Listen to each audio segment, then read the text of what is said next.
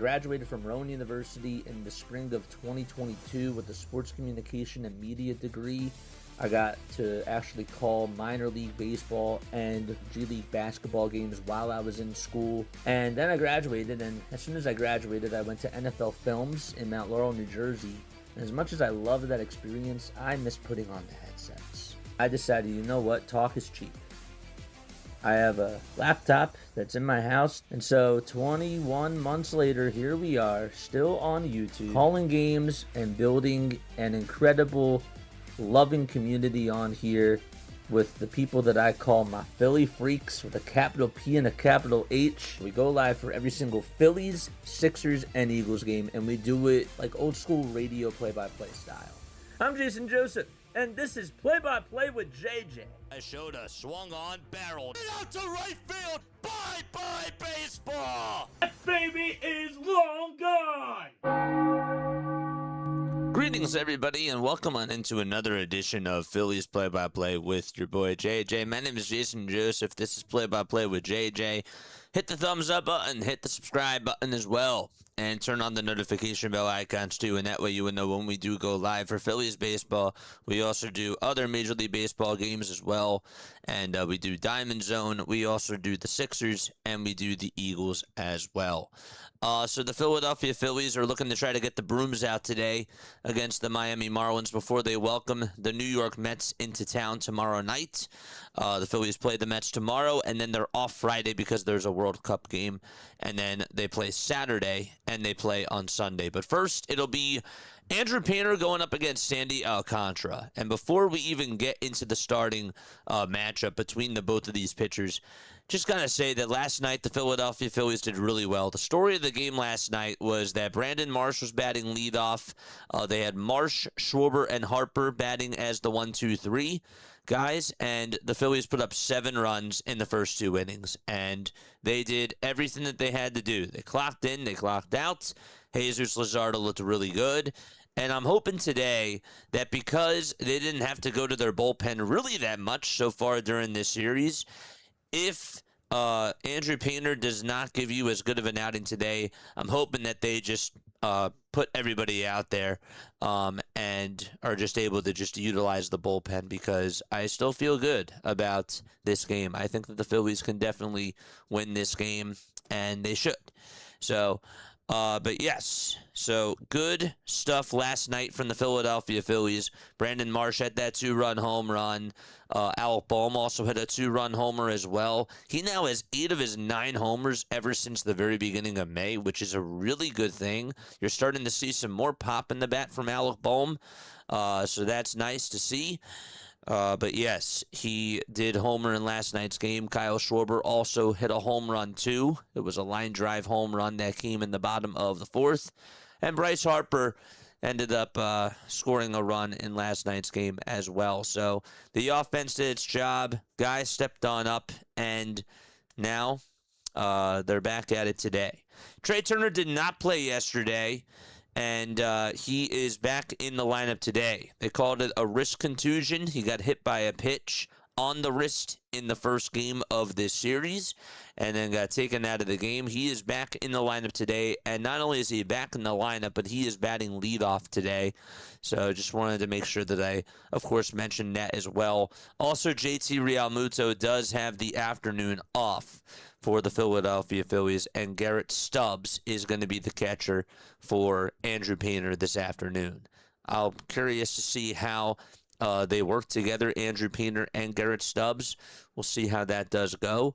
But yes, let's get on into the pitching matchups for this afternoon. So Andrew Painter, the big storyline for him has just been, he has not looked so good out there. He has lost confidence in his pitching, and today is a get-right game for him. He did go 5 innings in his last game against the Brewers, but he allowed 5 earned runs. They brought him in during the 2nd inning. Tanner Banks got the start, and pretty much the inevitable ended up happening. He allowed that 3-run home run to Jake Bauers, and it was just not a good performance at all. So with him facing the Marlins, the last time he actually faced the Marlins, he did strike out 7 batters, and he went 5 innings, allowed 7 hits, didn't do too terrible, did allow a homer, and also gave up 3 earned runs as well. But this is an outing for Andrew Painter where he just needs to go out there and just give you something. Give you something at this point, because he's just not been good. You really can't trust him to go 5 innings. I mean, I know that he did go 5 in his last outing, but give you 5 solid innings, it's really tough to just be able to trust him to do that, because he hasn't really done that. And I'm just hoping today, if he can give you a line of 5 innings, 2 earned runs, I'm taking it. I'm taking that any day of the week. So give the Phillies 5 innings, 2 earned runs, and I think that is, I think you just call it a day after that. I'm hoping that Don doesn't really have him go that deep. I remember when he faced the Boston Red Sox and he ended up going 5 innings and he allowed just the solo home run. Don was like, all right, that's enough. We're taking you out. We're not going to force you to do anything else, because later on in the game, you don't want to put pressure on the kid. So, yeah, that's really sort of my mindset for today. Have Andrew Painter hopefully go out there and give you 5 innings of work where he can allow just 2 earned runs, keep the ball down, try to just attack, not even just with the fastball, but try to use the off-speed stuff. And we'll see how he does. Hopefully the offense does have his back. For some reason, they just have not been able to have his back this year. They've had Aaron Nola's back, but not Andrew Painter's, which is really interesting for sure. Sandy Alcantara is not going to be easy for the Philadelphia Phillies to face. Sandy has been doing really well lately. He has gone at least 7 innings in each of his last 3 outings, and he has only given up 7 earned runs. He has done a much better job with his command. The problem over the last couple of years for Sandy is that he really wasn't turning back into his former Cy Young self like what he was pitching in 2022 and even during 2021. He had a couple of really, really good years where he had over 200 strikeouts, and he just has not been able to get back to that. But now, starting to get more ground ball pitches, which has been really good. And over the last 3 outings in total, he's getting more swing and miss stuff. So the Phillies have to be disciplined at the plate again today, and they have to be willing to be patient and just make this guy work. They've had a lot of success against Sandy in the past. So we'll see if they can start to hit him today and hopefully give Andrew Painter some breathing room, because I think that he could definitely use that. Get this guy run support, please. If there's anybody on the Philadelphia Phillies that could use run support, it is Andrew Painter. I want to hear what your final score predictions are down below and who your MVPs are for today.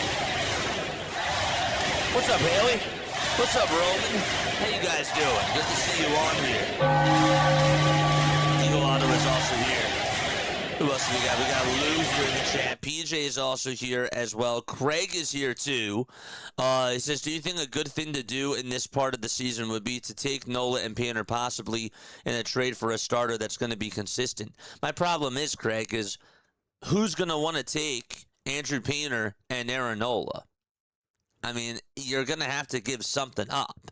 Like, teams aren't just going to say, yeah, like, we'll take Andrew Painter and we'll take Aaron Nola for, I don't know, like maybe a good quality starter. Like a, who's the guy on the Diamondbacks that I was thinking of? Like a Michael Soroka, They're not going to just do that. Plus, Aaron Nola's contract is a lot. That financially also wouldn't work either, because Aaron Nola is getting paid a lot of money. So it just wouldn't be possible that way. Steven says, I'm going to go 5-1 Marlins. And who's your MVP, Steven? Who is your MVP? Let me know down below. Who else do we got? JT says, I'm going to go 11-6 Phillies. 11-6. He has a high-scoring game today. Okay. 11-6 is his final score prediction. Nice. And MVPs. My final score prediction is 15-14 Phillies. Wow, a lot of high-scoring games. MVP Marsh hits for the cycle. I'm going with a bonkers prediction today. I love it. I love the bonkers prediction. I was like, Lou, that's coming way out of left field. But that's good. That's good. 5-2 Phillies. MVP is Marsh. Yes, MVP is Marsh, says JT the Spawn. And my MVP for today, I'm going to come in hot. And I'm going to say that my MVP for today is Gabriel Rincones Jr. Yes, Gabriel Rincones Jr. is my most valuable player for today. Home run for Gabriel Rincones. We'll see home run number 2 and maybe a good defensive play as well. That's my MVP for today. Pine also says that Painter is his MVP. Ooh. Andrew Painter is his MVP. Daly is here. What's going on, Daly? How you doing? Good to see you on here. So, yeah, drop your MVPs and drop your final score predictions down below. All right, so let's get on into the starting lineups for this afternoon. So, for the Philadelphia Phillies, their starting lineup will look like this. Even though they're going to be batting second, they're going to be batting in the bottom of the first. Their lineup is this. It'll be Trey Turner batting leadoff for the Phillies. Then you got Kyle Schwarber batting second, Bryce Harper hitting third, Brandon Marsh fourth, Alec Bohm fifth, Bryson Stott is batting sixth, and then it's Gabriel Rincones Jr. who's going to be batting seventh, playing out in right field. Justin Crawford is hitting eighth, and Garrett Stubbs is going to be batting in the 9 spots, and he's going to be catching for Philadelphia. So again, it's Turner, Schwarber, Harper, Marsh, Bohm, Stott, Rincones Jr., Crawford, and Stubbs. No Edmundo Sosa and no JT Realmuto today for the Philadelphia Phillies. So, and the Marlins starting lineup for this afternoon will be this. And sorry, my friends, this is what the Phillies lineup is. It's over on the right side. For the Marlins, they will have Liam Hicks batting first, playing over at the DH spot. And then it'll be Otto Lopez batting second, playing over at short. Kyle Stowers is hitting third. He had the off night last night. He's playing over at first base. Xavier Edwards is batting cleanup today. He's playing over at second. Then you got Javier Sanoja, who's batting third, or who's actually batting fifth, playing over at third base. And then it'll be Owen Casey out in right field, batting sixth. Jacob Marcy is in the lineup again. He'll be batting seventh, playing out in center field. Eighth is going to be Joe Muck, who is going to be batting in the eighth spot. Joe Mack, excuse me. And batting ninth is going to be Astory Ruiz, who is playing out in left field today for the Fish. So again, for the Marlins, it's Liam Hicks, Otto Lopez, Kyle Stowers, Xavier Edwards, Javier Sanoja, and then you got Owen Casey, Jacob Marcy, Joe Mack, and Astory Ruiz. And that is the lineup for the Miami Marlins.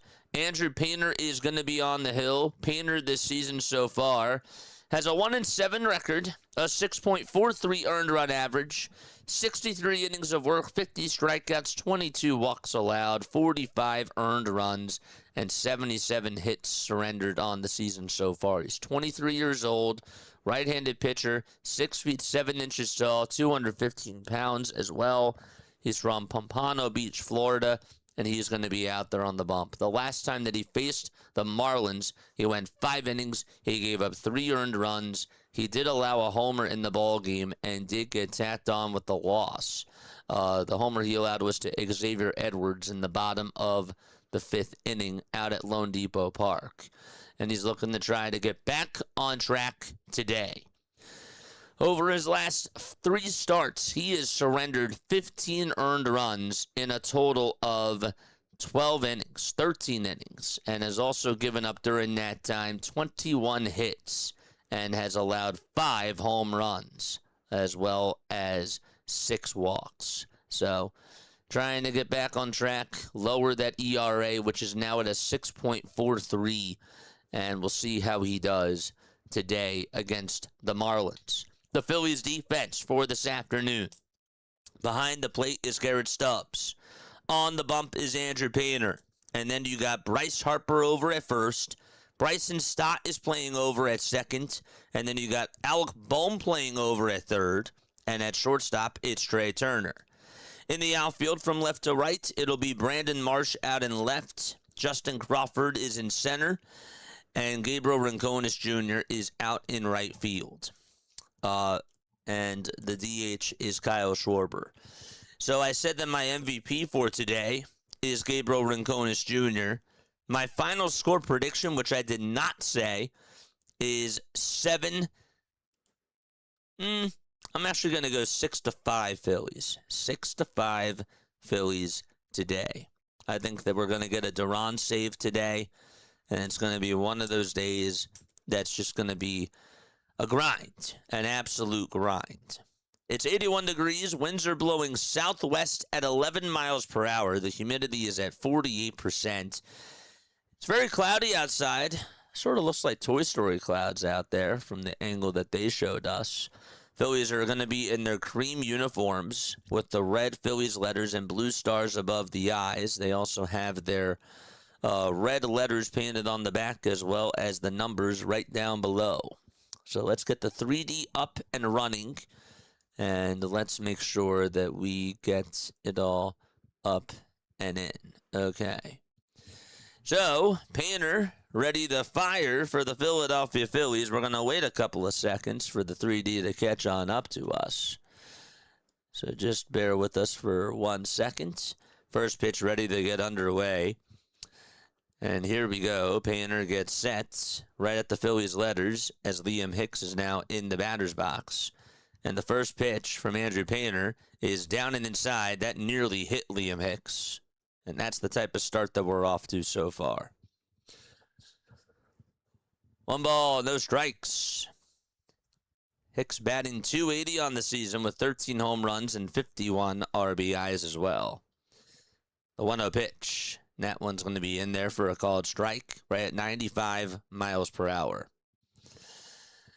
The Luke fan club says I got 4-3 Phillies. Brandon Marsh is my MVP. And above that, Shua says I got 5-4 Phillies.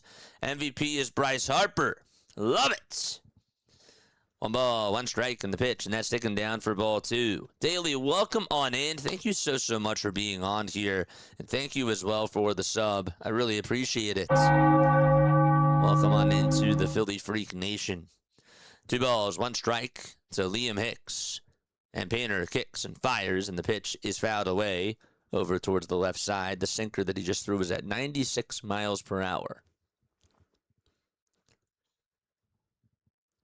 The last time that Liam Hicks faced Andrew Painter, he went 1 for 3. He did strike out. And the 2-2 on the way, swing and a miss. And well, he strikes out right there, and Andrew Painter gets his first out of the game via strikeouts. So there's 1 away. By the way, I will update the emotes. The emotes. I don't know why I said emotes. It's really weird. Let me do that right now.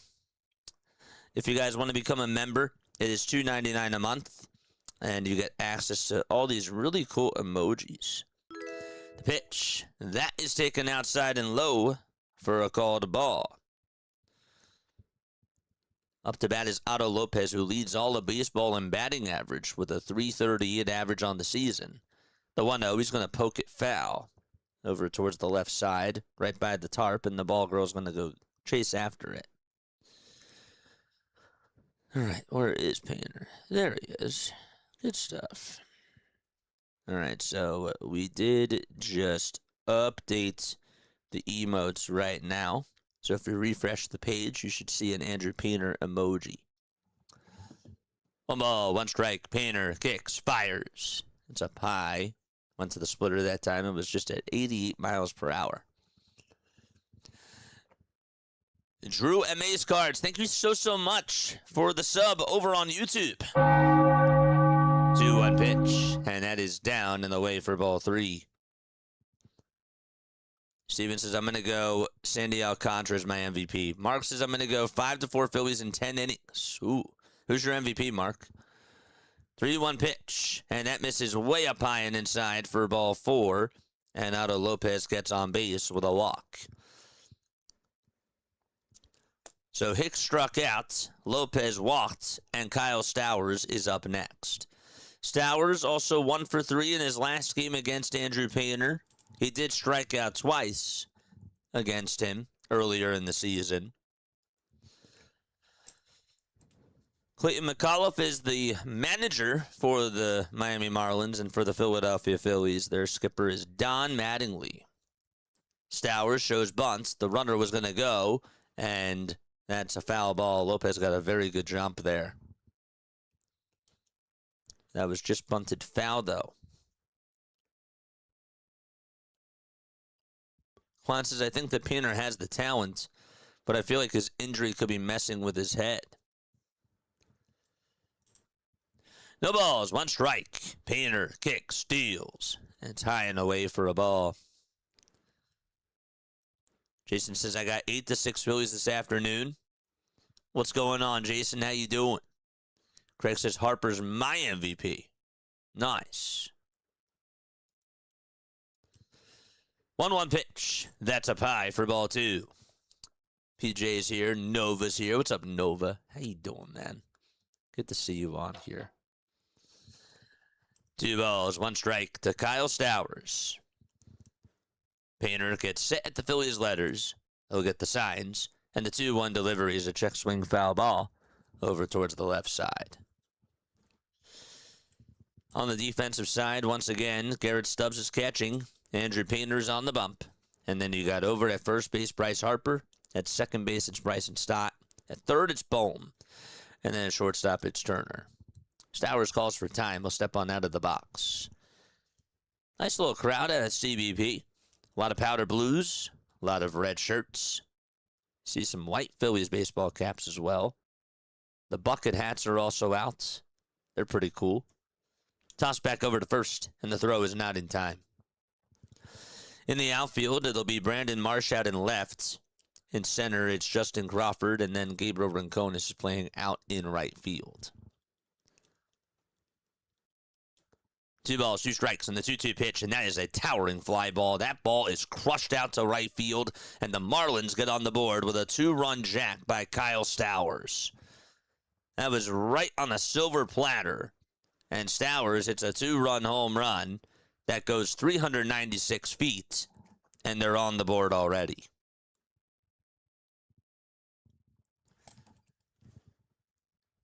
That was like batting practice for him. He was ready for that fastball, and it missed his spot badly. Went right down the middle, and Stowers sort of swung at it like it was a golf shot, just waiting for it to land. That certainly added the distance. And Xavier Edwards is up. So it's a 2-0 deficit so far. Caleb Cotham is already going to go talk to Andrew Painter. You don't necessarily see Caleb Cotham going out there during the first inning. So for him to go out there in the first, that really does say something.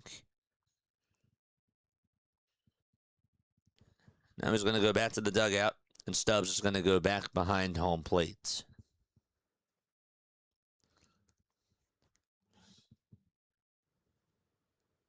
We need you to start hitting, please, says Jason. Well, they still put up 7 runs yesterday in the first 2 innings.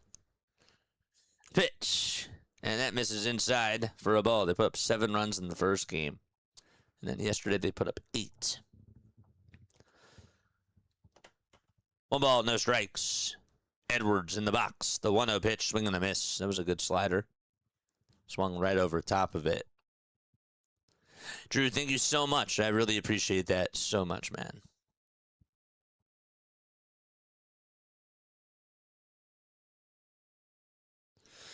One ball, 1 strike. Ten seconds left on the pitch clock. The pitch, here it comes. Swing and a miss. And the count is now 1-2. So top of the first, 2-0 Marlins on the 2-run homer by Kyle Stowers. And the 1-2 pitch to Edwards, swing and a miss. Another really good slider thrown by Painter there, and there's his second strikeout of the ball game. Drop those chairs in the chat.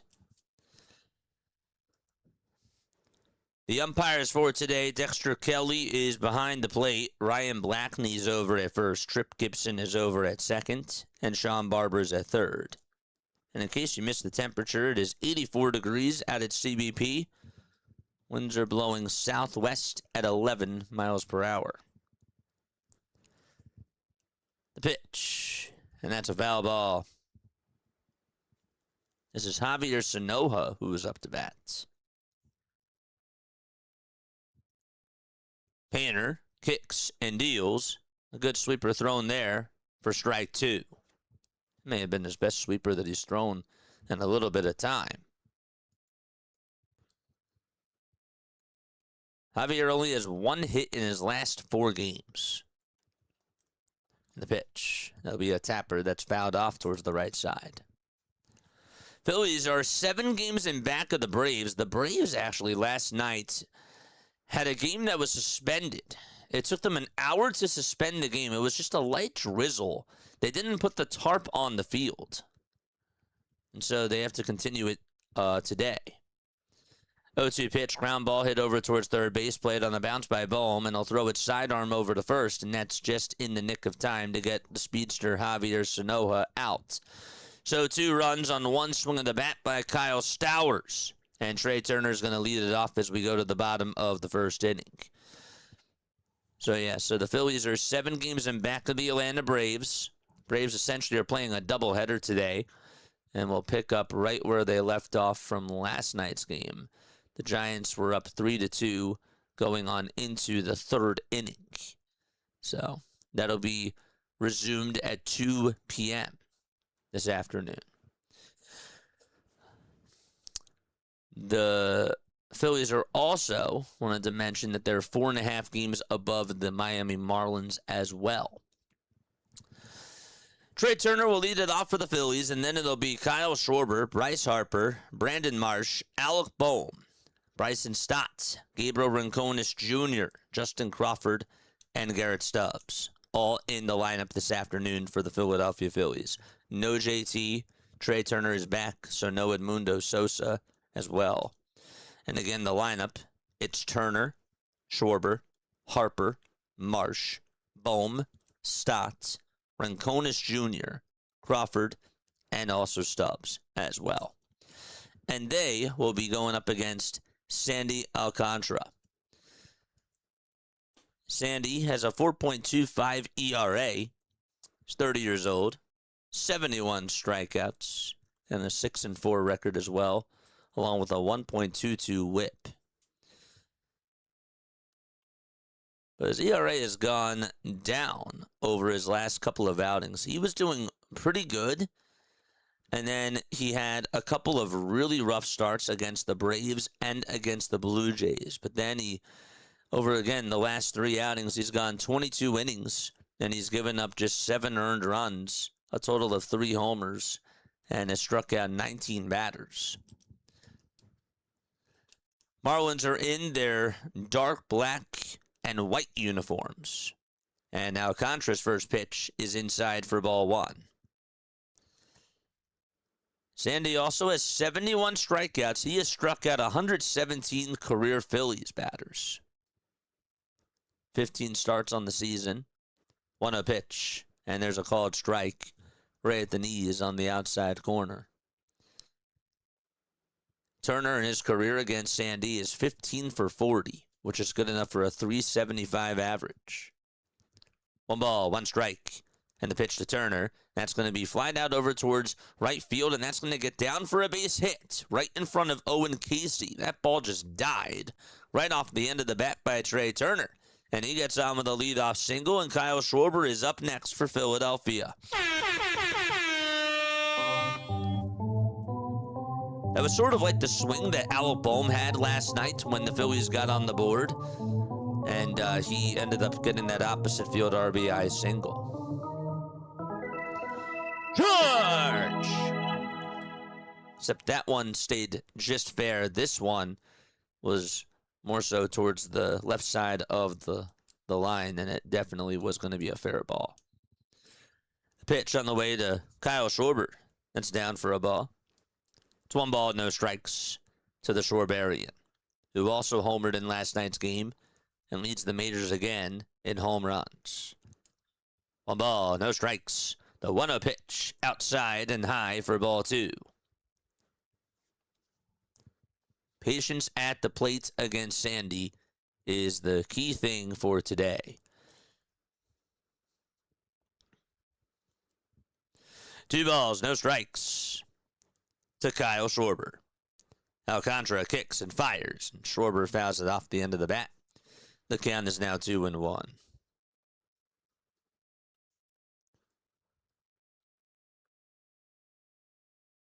How's it going, bro?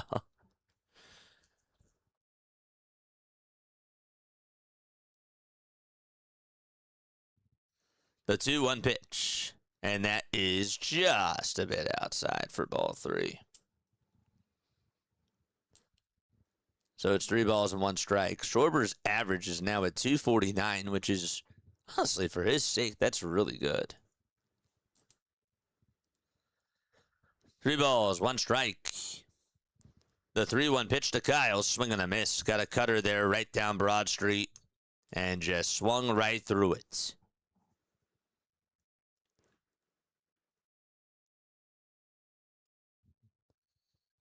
Again, the Phillies are in their creams today.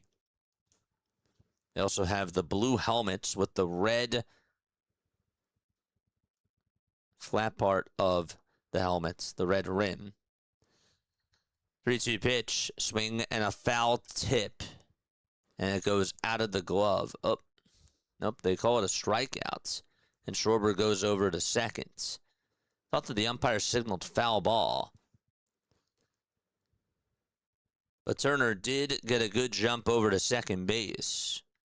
The graphics people said that it's a strikeout, and it is. That's weird. I thought the umpire signaled foul ball. So Schwarber strikes out regardless. And now Harper is up with Turner over at second base. So it is a stolen base for Trey. First pitch to Harper. That's going to be in there for a called strike.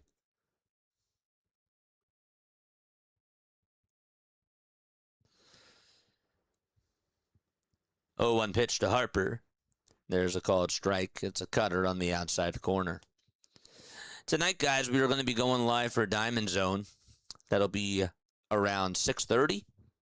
We got a game at 6:45. So make sure that you guys are on for that. If you want to keep up with all the baseball scores, if you have other bets going on today during the night games, let me know. And come on for it. 0-2 pitch. Fly ball hit out over towards right field. That's going to slice and get down for a base hit. Turner's going to stop over at third base. Owen Casey played it on a hop. And Harper is going to get on with a single. So Turner is over at third. Harper just was able to get that thing down. Looked like that when he lined it out over to right. I think that Turner thought that that was going to be caught, so he just went on over to third. Let's look again. Yep, he thought it was going to be caught, so he just jogged on over to third base. So there's 1 out, runners at the corners, and here's Brandon Marsh up at the plate. First pitch to Marsh, fouled away. Let's go! Charge!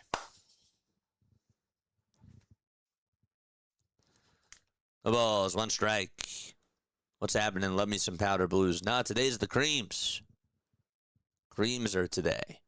0-1 pitch to Marsh. This is going to be grounded out to right field for a base hit. It went underneath the dive of Kyle Stowers. Harper's going to go over to third. Turner jogs on home. Brandon Marsh continues to produce for Philadelphia.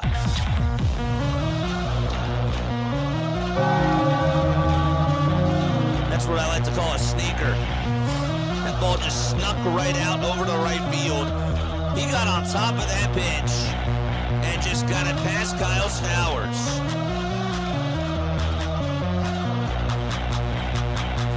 And he gets a high five as well from Paco at first. Here comes Bohm, and the pitch, that is fouled off. So Harper's at third. Marsh is over at first. Brandon Marsh continues to raise that batting average. It's now at 327.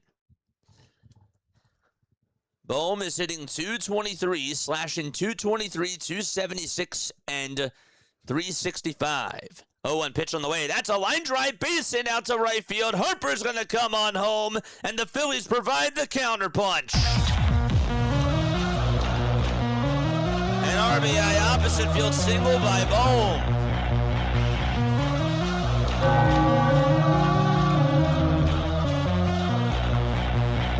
You're watching him go the opposite way more. Another pitch that was down the middle, didn't want to do too much with it. Slapped it out to right. And runners move from station to station.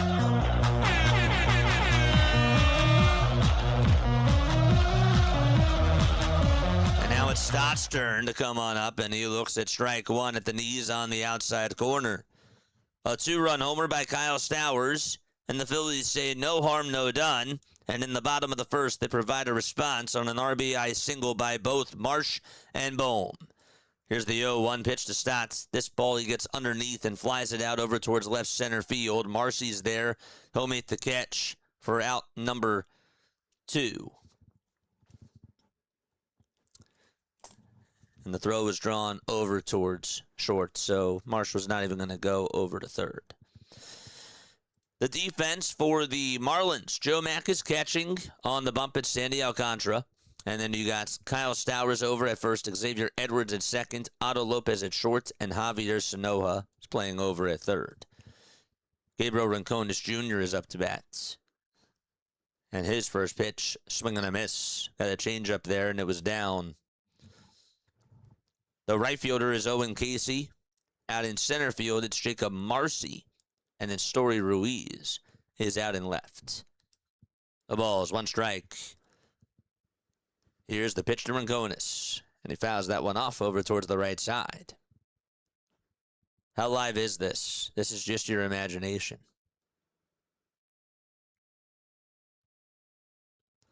It's live. No balls, 2 strikes. The 0-2 pitch to Rincones, and that's down and away for a ball. I mean, if you really want me to be live, I'd have to be, at the actual game. There's always at least, a 20-second delay when you're watching it on any TV. 1-2 pitch. There's a little grounder hit over to third base. Sanoa plays it on the hop on the infield grass, and the throw over to first is in time. The good news, though, is that the Phillies do get 2 RBI singles. One by Marsh, the other one by Bohm. And they tie it up at 2 apiece, and we go to the second frame. All knotted up at 2. All right, it's time for some shout-outs. Where are we tuning on this lovely Wednesday afternoon in June? Where are we tuning on in from today, chat? I will make sure that I shout each and every one of you out. My brother's favorite Phillies uniform. He likes the creams. I don't like the creams. I'm not a big fan of the creams. Actually, that's a lie.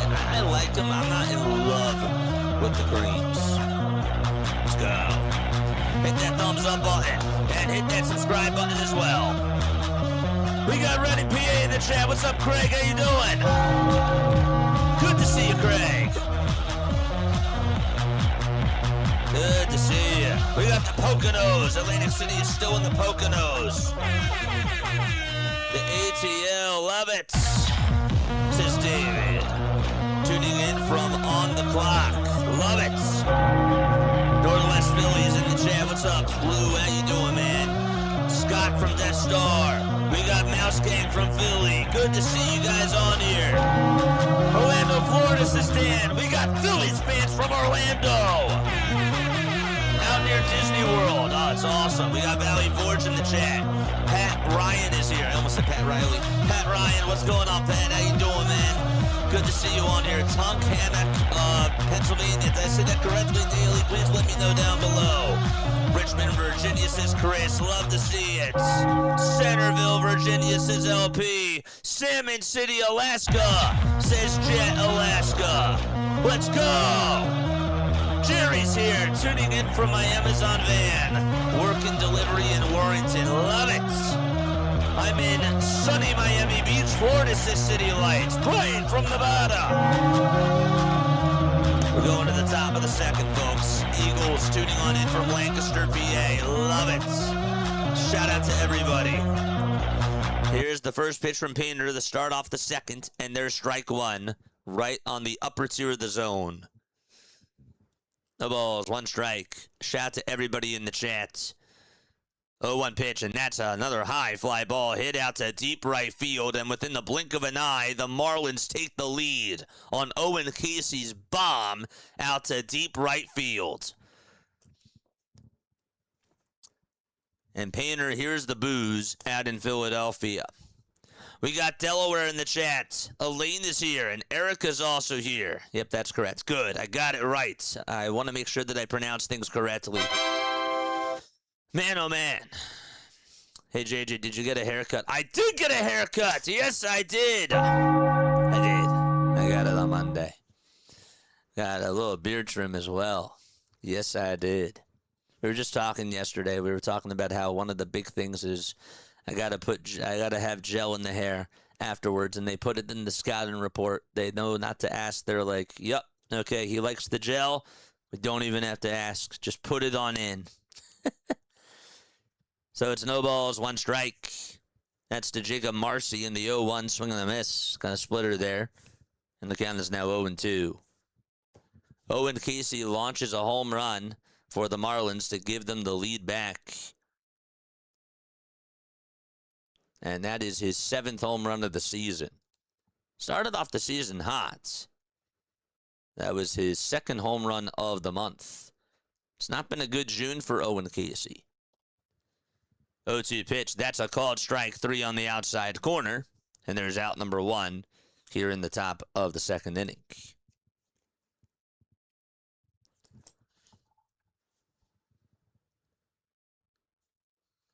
Man, Painter has completely lost his downward plane. Everything is up. Everything is up. Everything is just missing. Top of the 2nd, 1 away. The pitch. That was a really good curveball thrown at the knees for strike 1. I'd throw that again. Hope we're going to be able to score as many runs as Painter's going to give up, says Haley. Yep, I guess that's the game plan. 0-1 pitch. That's down for a ball. So it's 1 ball, 1 strike. Folks, don't forget to like, don't forget to subscribe, and turn on the bell icons too. 1-1 pitch. Check swing. Did he go? And they say at third base, no, he did not. That was a late cut over towards the third base umpire, Sean Barber. 2-1 pitch. That's low for ball 3. Didn't get the velocity on that slider. By the way, folks, just a reminder, no spoilers in the chat. If you see a play happen before I do or before I call it, that is considered to be a spoiler. So don't spoil the game. Just wait until I call it and then provide a reaction to it if you can. 3-1 pitch. That's going to be in there for strike 2. Also, no cursing in my chat. We got kids that tune on in. We want to try to set a good example for them. And also just have a good time. That's it. That's it. And don't spam. I forgot that one too. 3-2 pitch. That's down for ball 4. Do not spam the chats. You can say Painter sucks, but if you say it 6 times, I think we all get the memo.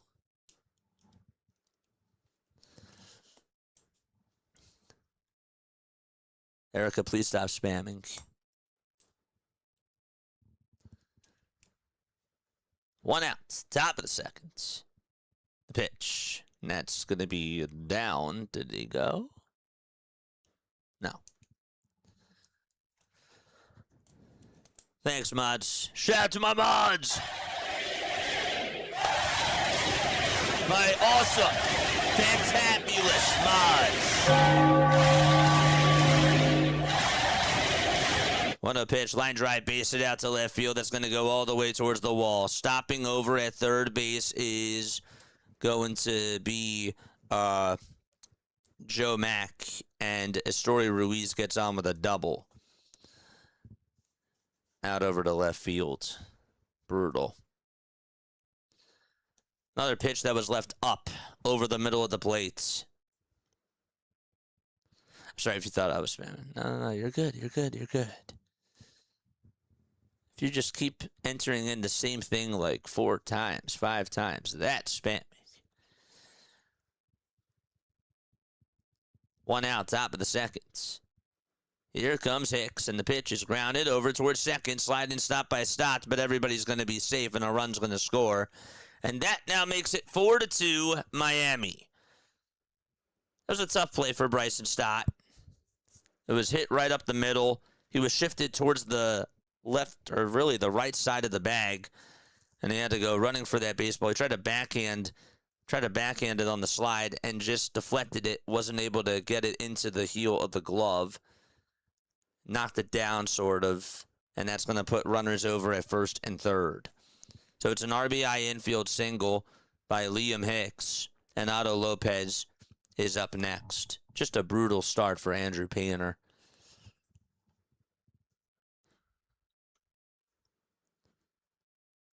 Painter's pitching is not helping my headache.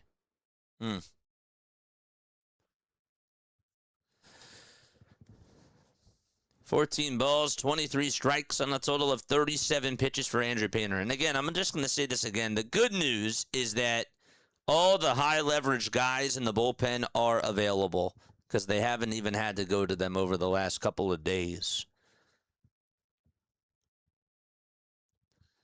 So it's a 4-2 game, top of the second. Runners over at first and third with 1 out.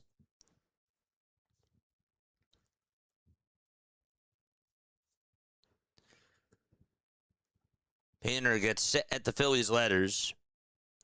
And the pitch to Lopez, swing and a miss. That was a half swing there that he got on a splitter that was inside. It's a nice afternoon crowd out at CBP. The ball is 1 strike, top of the second, 1 out, runners over at the corners. A double play would be phenomenal right here. The ball is 1 strike.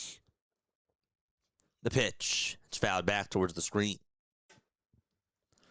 Lopez walked his last time up. The Marlins, they sent 5 men up to the plate in the first. And so far, they've sent 5 men up to the plate here in the second.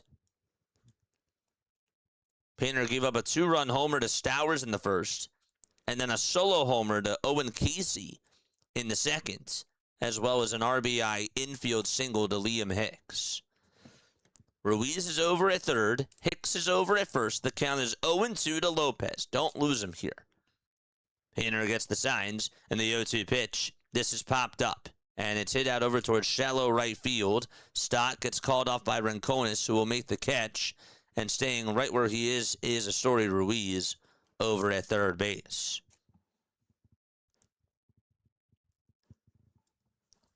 It was a good pitch.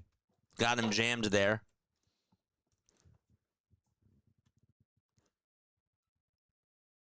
The splitter was over towards the inside corner of the plate, and it got him jammed.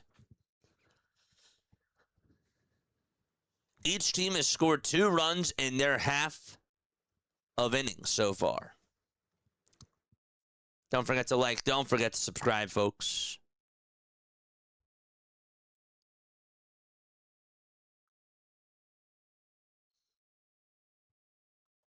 Two outs, and here's the pitch. Swing and a miss. Stowers, who homered his last time up, got fooled on the splitter.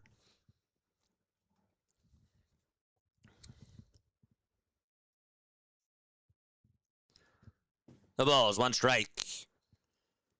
The 0-1 pitch. That'll be in the dirt. It's a slider at 88 miles per hour.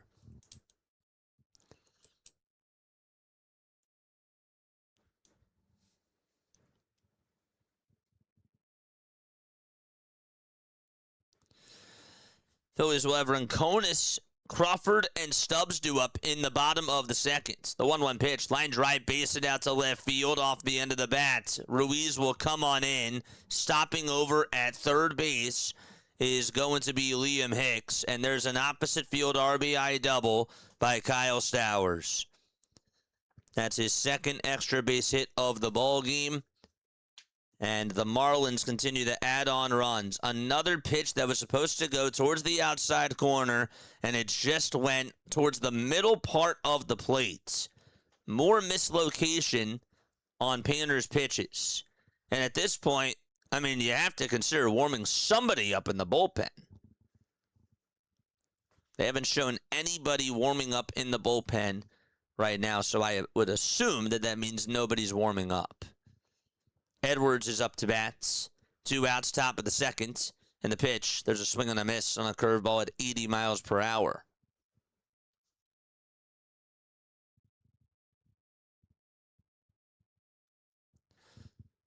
"21 pitches thrown in this inning.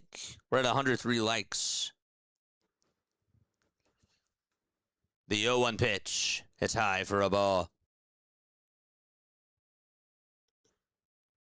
He's just overmatched out there.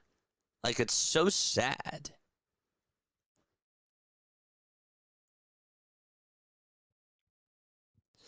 The 1-1 pitch. That's going to be chopped foul towards the right side. Over towards the Phillies dugouts. One of the camera operators tried to get that baseball and just said, darn it. Took a little bit of a weird bounce there. There's Tim Meza. He's now warming up in the Phillies bullpen right now. We might have to see Meza and Shugart go a couple of innings and then have them go to the higher leverage guys. 1 ball, 2 strikes. No spoilers.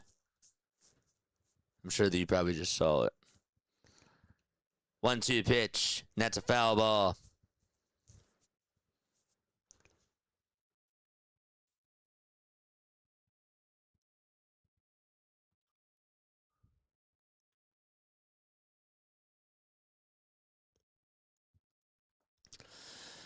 One ball, 2 strikes, 2 outs, top of the second.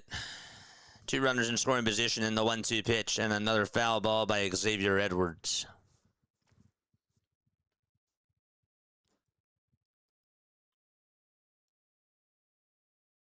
Alcantara gave up 4 hits in the first inning, and he allowed 2 earned runs. Painter has given up 5 hits and has given up 5 earned runs, along with 2 walks. He has struck out 3. The 1-2 to Edwards, and that misses down. They try to see if he went. He did not go. Keep hitting that thumbs up button. Send Painter down. I'd rather trust Gage Wood at this point. Gage Wood hasn't even made it to AAA, my friend. 2-2 pitch, and that misses down and inside for ball 3.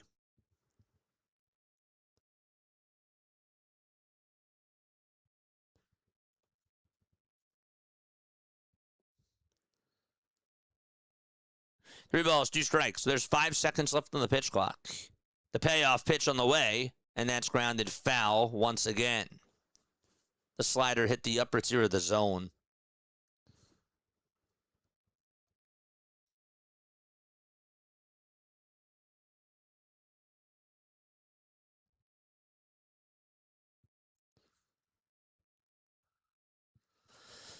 Three balls, 2 strikes.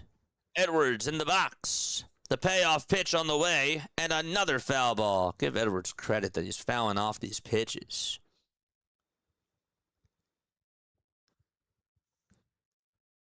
A lot of sliders that he's fouling off here.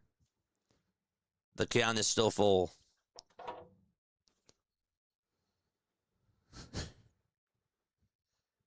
The 3-2 pitch and another foul ball once again. Fransky in LA's fan Twitter account says Dave Dombrowski has as many starting pitching options as Kevin Patullo has plays. That's funny. Go follow them over on X. 3-2 pitch. That's a check swing, round ball hit over towards the third base side, and that is going to be an RBI infield single. It was hit over towards the third base bag, and another run scores. That now makes it 6-2. Just kept it fair right down that third base line. Bohm was shifted away from the line and wasn't even going to have a play. Was not even going to have a play. That just stayed fair. It bounced before the bag, and then right after it went past the bag, it hit the white chalk. So another RBI for the Miami Marlins. And Javier Sanoja, who's the only person that didn't bat, is up at the plate right now. So Hicks scored. Stowers is now over at third. And Sanoja on the first pitch is going to fly one out over to deep left field. If that ball is fair, it's gone. It's a foul ball. Another pitch that missed its spot badly. Gosh.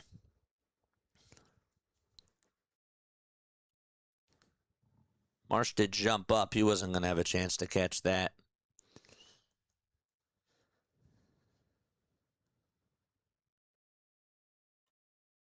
The baseball gods hate Painter. The balls, one strike, top of the second, 2 away, and the 0-1 pitch, and there's a pop-up, hit out over towards the third base side. Bohm says he has it, and he does, and the inning is finally over. 4 runs provided by the Miami Marlins, and they now lead it 6-2 as they send 9 men up to the plate. And we go to the bottom of the second out in Philadelphia. Rincones Jr., Crawford, and Stubbs are going to come on up to the plate for the Phillies. I mean, at this point, Andrew Painter shouldn't even go back out there for the third. Painter's the new Taiwan, says okay. Yeah, really, really interesting for sure. So how do we get here? Kyle Stowers had a 2-run home run in the top of the first, and then the Phillies tied it back. They put up 2 runs in the bottom of the first on an RBI single by Marsh, an RBI single by Bohm, and then Owen Kesey ended up hitting a solo home run in the top of the second for the Marlins. Liam Hicks got on with an infield single, an RBI infield single. Stowers had an RBI opposite field double, and Xavier Edwards had an RBI infield single to make it 6-2. Still a long ways to go in this one, chat. A long ways to go in this one, for sure. Phillies are so far 3 for 5 with runners in scoring position. And the Marlins are also 3 for 5 with runners in scoring position in this game, too. Lou, you might be right. You might be right. So JJ's final score prediction of 6-5 Phillies is... I don't think I've ever gotten one final score right with a Phillies game this year. Great. Crazy.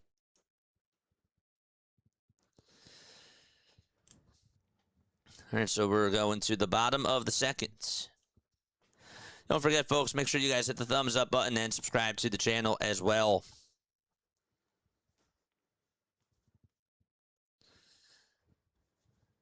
Sandy Alcantara needs 7 more strikeouts to become the second Marlins pitcher in franchise history to get over 1,000. To get 1,000 plus. Crawford will take a sinker that's going to be in there for strike 1 on the outside corner. So it's no balls and 1 strike. Painter just needs a better pitching coach. 0-1 is the count to Justin Crawford. Alcantara kicks and deals, and this ball is going to be blooped out over towards shallow left field, and that's going to get down for a base hit right in front of Astory Ruiz. And there's a leadoff single by Justin Crawford to start off the bottom of the second. So my mistake, because Rincones grounded out to end the first. Crawford leads off the inning with a single. So it's Crawford, Stubbs, and Turner that were supposed to be due up. A $2 super chat from Jack. Appreciate you, man. Painter just needs a better pitching coach, says Jack.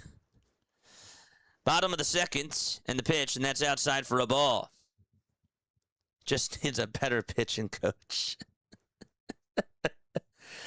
Thank you so much for the $2 super chat, my friend.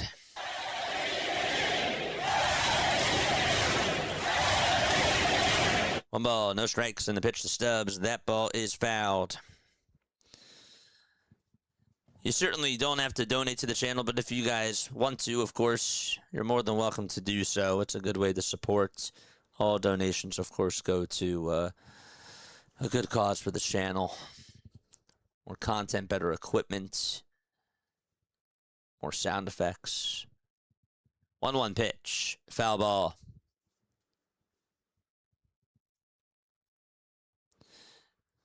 Just needs a better pitching coach. 1 ball, 2 strikes.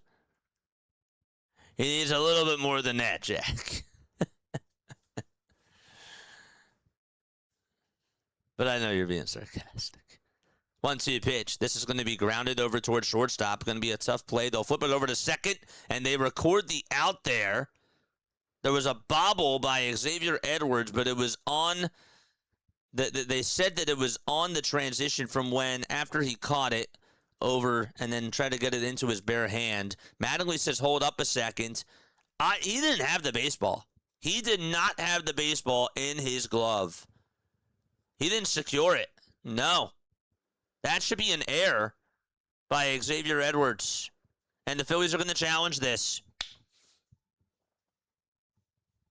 Right call. Right call there by Don. So it was a grounder that was hit right over to short. Lopez flipped it over to Edwards, and Edwards tried to get it into the glove and tried to secure it with his bare hand. He didn't have a good grip of that baseball at all by the time he caught it. I don't even know if he tagged second base, but regardless, that should be an error on Xavier Edwards. Or Otto Lopez, that was. Javier Sanoa was playing over at the third base side, and he fielded it. Regardless, that should be an error on the Marlins, for sure.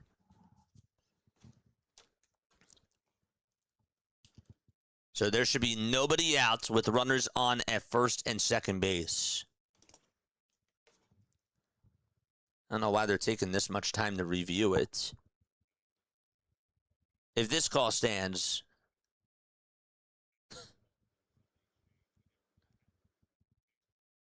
never had control of the ball. That's really the thing.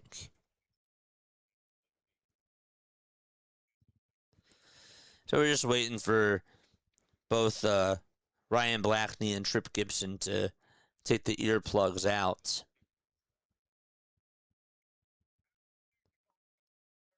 So it is going to be overturned. The runner's going to be safe over at second, and there's nobody out. So Stubbs gets on with a fielder's choice and an and an error over at shortstop by Otto Lopez. So Lopez made the error. Fielder's choice E6. Nobody out, and Trey Turner is up. Make them pay. And here's the pitch to Trey. That misses down for a ball. Might be the worst pitcher in baseball.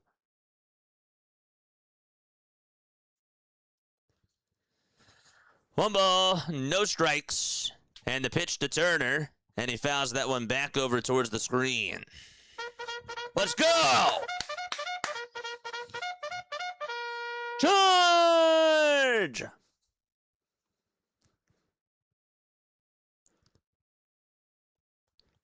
One ball, 1 strike to Trey Turner.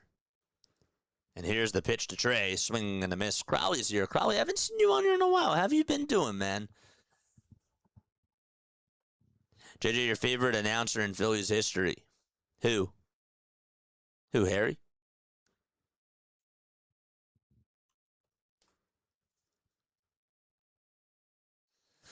The 1-2 pitch. And that misses down for ball 2.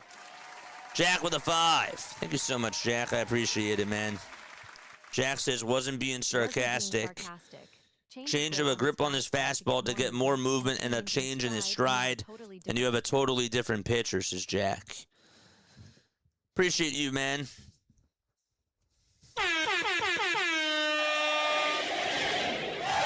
Thank you so much. 2-2 is fouled off.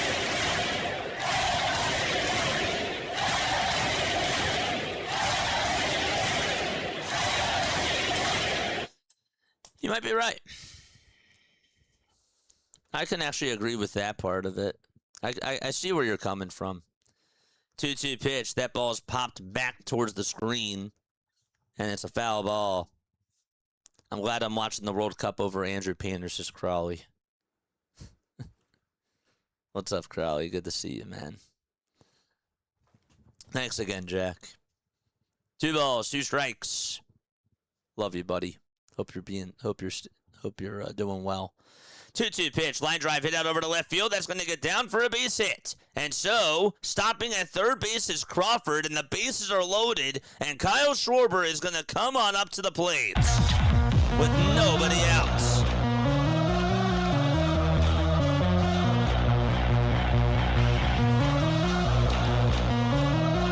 So Crawford played it safe, stopped over at third. And here comes Kyle Schwarber, who has 9 career grand slams. He's the tying run. Alcantara is going to take a very quick step off the mound here, and the Phillies are going to reset.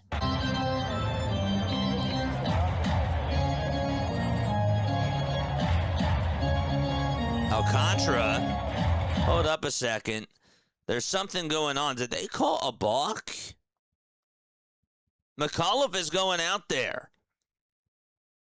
A little bit confused as to what happened. It's a 6-3 game. They're going to call a balk on Sandy Alcantara.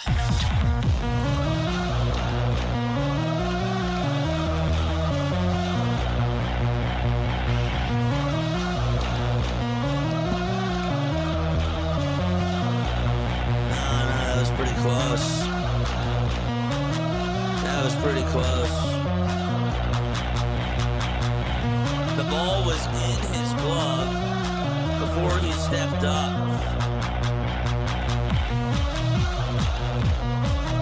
Which means that Crawford scores, Stubbs is now at third, and Turner's at second. And the first pitch is going to be in there for a strike. So it's a 6-3 ball game with 2 runners in scoring position. Wow. No balls, 1 strike. That also gets rid of the double play as well. 0-1 pitch, swing and a miss. It's crazy. No balls, 2 strikes to Kyle Schwarber. There's 5 seconds left on the pitch clock. The 0-2 pitch, and that misses down and away for a ball. So it's 1 ball and 2 strikes. Up next is Harper.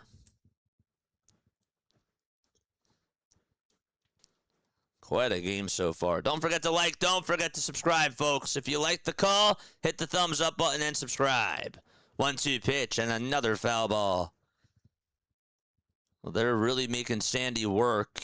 Obviously, Sandy didn't get help from his defense. But the Phillies are making them pay. 1 ball, 2 strikes.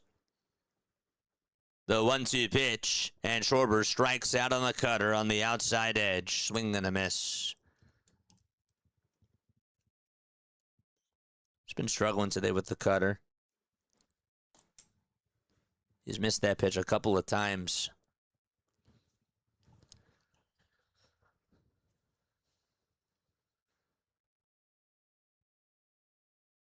One out, bottom of the second. And here comes Harper to the plate. And on the very first pitch, Bryce takes it outside for ball 1. Bryce did single back in the first. So Turner, who's over at second, he's 2 for 2. Stubbs is at third. The 1-0 to Bryce Harper. That'll be chopped foul towards the right side. Schwarber has struck out twice. Harper singled his first time up. Up next is Brandon Marsh. And after him, it's Alec Bohm.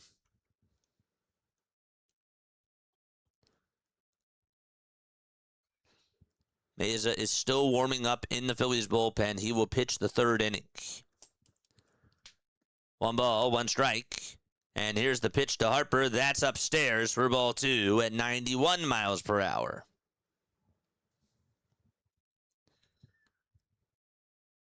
This game is almost an hour old, and we're not even through the second inning. The 2-1 pitch to Bryce. Another foul ball towards the right side. And the count is now 2-2.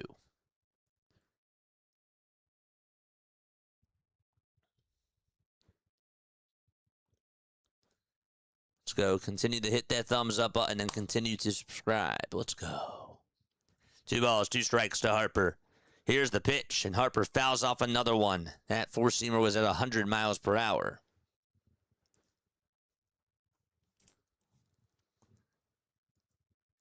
Harper has faced Sandy Alcantara 44 times heading on into today. He's homered off of him 3 times. The 2-2 pitch, and that's outside for ball 3.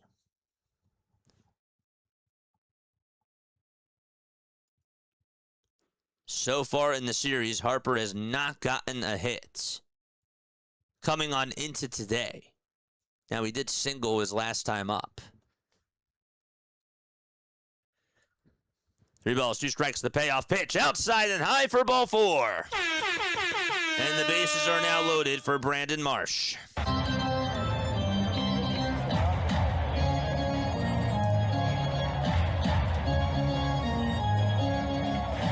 What a start to this baseball game. So the Philadelphia Phillies, in case you're just tuning on in, Andrew Painter allowed 6 earned runs in 2 innings.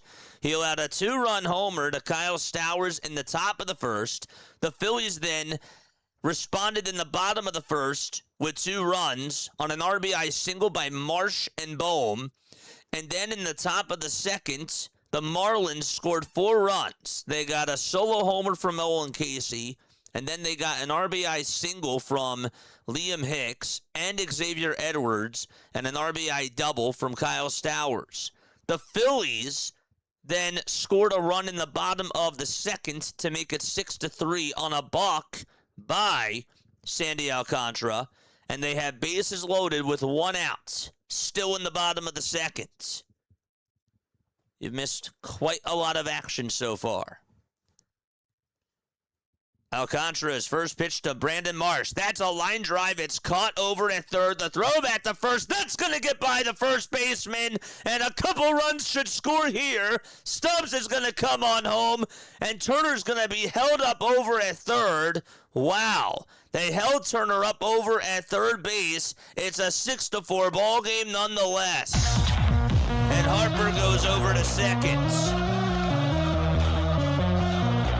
I thought maybe Turner was going to come on home. Harper honestly could have been out over at first. Sanoja made the throw back over to first, and Stowers took the wrong turn, it looked like. And Stubbs was waved home. So the Marlins defense is collapsing, and the pitch to Alec Bohm is going to be called a strike. Phillies get 2 runs on a balk and also on an error, which could have been a 5-3 double play. They called it an error on Stowers. That was a good throw. Just a bad play by Stowers. He just missed that baseball. So he was going back over to the bag. He leaned over towards his right when he really should have put his right foot out to catch the ball and kept his left foot on the bag. 0-1, that's going to be in there for strike 2 to Bohm. The 0-2 pitch, and that's outside for ball 1. Terrible collapse there.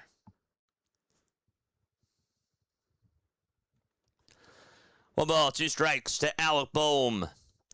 5 seconds left on the pitch clock, and here's the 1-2 pitch. This is going to be grounded sharply over towards shortstop. Lopez picks it up, throws it over to first, and that is in time. But the Phillies do get 2 runs, and they're going to go to the top of the third, down by 2. It's a 6-4 ball game. At least they got a couple. And we go to the top of the third out in Philadelphia. Wow. So again, how did they score that? So that is, just want to make sure that I get this correct. That should go down as a 5, an L5-3, but an error on the 3. Andrew Painter is being pulled right now. He has a 7.06 ERA in his first 65 big league innings. And at this point, you have to wonder what's going to happen. You would have to think that he's probably going to get sent down, but who's the next option for the Phillies? What options do they have? 5-3, E3. And then boom, grounds out over to short. Folks, once again, my name is Jason Joseph. This is Play by Play with JJ. If you are new to my channel, hit the thumbs up button, hit the subscribe button as well. Turn on the notification bell icons too, and that way you will know when we do go live. Just a couple of housekeeping things. Our goal is to try to get up to 350 likes today again. So if you have not hit the thumbs up button, please make sure that you guys do that. And also, please subscribe to the channel. It is free. We get more baseball fans. We get more Phillies fans, the more likes and the more subs that we get. So that's why we're trying to push out for that. Also wanted to make sure that I mentioned that we are on the socials. We are on X, we're on Instagram, we're on TikTok, and we also are on Twitch as well. So make sure that you guys go follow us on all the social media platforms. The mods are going to post the link tree down below that has all the social media platforms there, so you can go follow us, which is really, really cool. And last but not least, tonight at 6:30, we'll be on for another episode of Diamond Zone. Diamond Zone is basically like Red Zone. It's NFL Red Zone, but it's for Major League Baseball. So don't miss a pitch, and come on in for all the exciting action that goes on throughout the night of Major League Baseball games. Tim Mayza is going to pitch 28 games, a 2-1 record, a 3.16 earned run average. 108 combined pitches thrown through 2 innings of work today by both teams. And here's Owen Casey, who led off the top of the second with a home run. And Mayza kicks and deals, and the pitch will be in there for a called strike. By the way, last thing I wanted to say is if you wanted to send me stuff to the P.O. Box, we do P.O. Box openings on Wednesdays. Not today, though. The 0-1 pitch, and that's going to be in there for a strike. Didn't get anything from the P.O. Box this week, but if you guys want to send stuff on in, you most certainly can. Mods will also drop the address to that down below as well. It'll be posted in the live chats. 0-2 pitch, and that's outside and low for a ball. But for the audio listeners, it is Play-by-Play with JJ, P.O. Box 6, Gibbsboro, New Jersey, 08028 is the zip code. 1 ball, 2 strikes, the 1-2 pitch. That's going to be called a ball, but Stubbs will challenge this. Looked like it may have hit the outside edge at the knees. And that is a ball. Just misses. Wasn't a bad challenge there. So it's 2-2. Phillies are down to 1 ABS challenge. They're losing this game 6-4. 2 balls, 2 strikes to Owen Casey. And the 2-2 pitch. And that's in the dirt for ball 3. Roy, thank you so much, man. I appreciate you. There's the P.O. Box. Shout out to the mods. 3-2 pitch on the way. Swung on and missed, and Mayza gets a strikeout. That was nice. Excellent stuff by Tim Mayza. Got him to chase after that slider. Casey's been chasing a lot more lately, so he was like, I'm going to just throw one by you, see if you chase. And it worked. So now it's Jacob Marcy's turn. He'll show bunt, but then take it back, as it was a strike anyways, down the middle.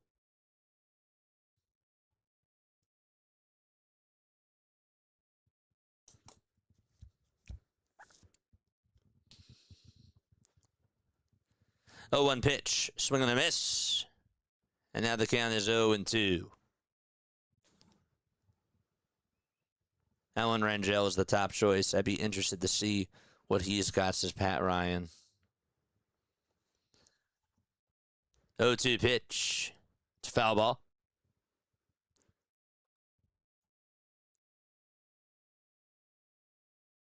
He's working the phones to replace Painter.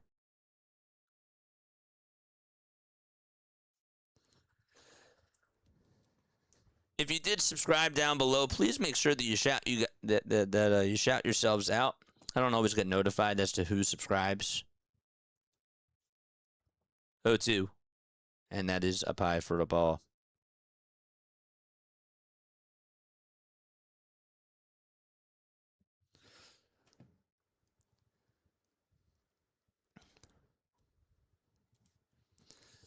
Take a look at the other scores around Major League Baseball in just a little bit. 1 ball, 2 strikes. Meza pitching for the Phillies. Has 1-2. Misses outside for ball 2.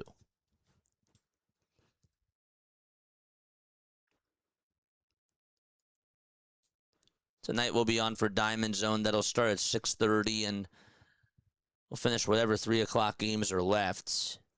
2-2 pitch, grounded over towards the right side. Stott plays it on the ground, throws it over to first. Sidearm throw is in plenty of time for out number 2. And Joe Mack is up to bat. But tonight, the slate of games are going to be this. It'll be Blue Jays and Red Sox at 6:45. And then you got the Yankees playing at 7:05. Yankees are playing against the White Sox. The pitch, ground ball out to right field for a base hit by Joe Mack. And it sneaks on through past the 4-3 hole. And Astory Ruiz is up. So you got Red Sox and Blue Jays at 6:45. You got White Sox and Yankees at 7:05. And then it'll be Giants and Braves at 7:15.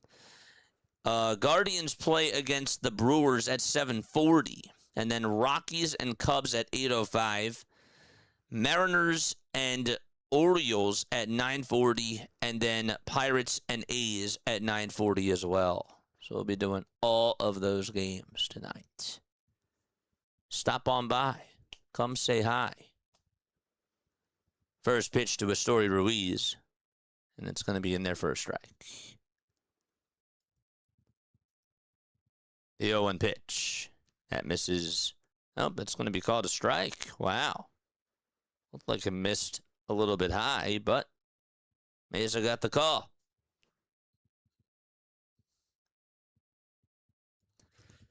Beg your pardon. No balls, 2 strikes. Meza kicks and deals, and that is going to bounce in front of Garrett Stubbs, and now heading on over to second base is Joe Mack. That ball got away from him, went over towards his right side, and got a little bit in front of him. And so there's a runner in scoring position once again for the Miami Marlins.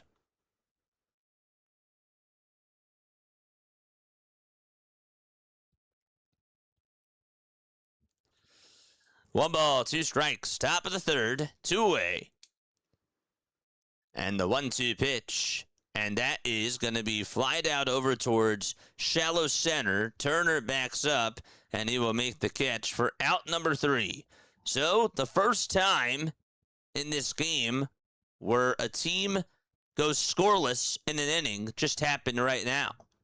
Going to go to the bottom of the third out at CBP. Phillies are down 6-4.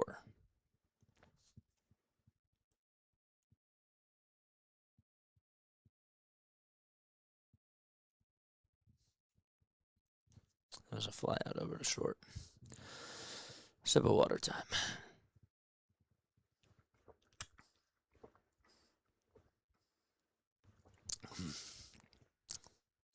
Just a little bit about me. I've been doing this now for 3.5 years. I do Phillies games, I do Sixers games, and I do Eagles games. I also do a lot of other Major League Baseball games as well. We mainly do a lot of baseball on this channel. And we do this thing called Diamond Zone, as we continue to talk about, which is so cool. If you're into fantasy baseball, if you're also into sports betting, if you're like, I have like 3 different things going on in 3 different games tonight, I got you covered. It's really cool. So please make sure that you guys check it out. We use the 3D. It's really easy to follow along if you know the players. And if you're just really into Major League Baseball as a whole, it's really cool. But I went to Rowan University. I graduated in the spring of 2022. I actually got to call minor league baseball for the Wilmington Blue Rocks, which was so awesome for our radio station. We partnered with the Wilmington Blue Rocks, and we also did games with the Delaware Bluecoats as well. And not only did I broadcast, but I also did a couple other things too. I did soundboard, played sound effects. I also did producing at the station. I did pregame and postgame shows. I cut highlights, and also did promos at the stadium as well. I did the t-shirt toss a couple of times. I don't have the best arm strength, but that was fun. That was really cool. Bottom of the third, 6-4. Phillies are down by 2. But if you like what you hear, make sure that you guys hit the thumbs up button and subscribe to the channel as well.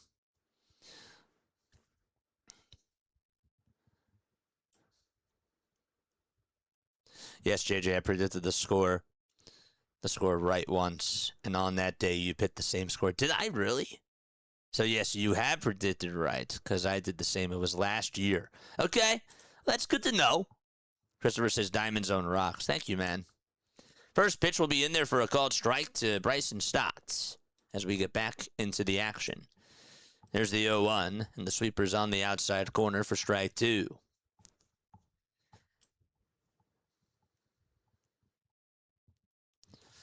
No balls, 2 strikes to Bryson Stott. 54 pitches for Sandy Alcantara.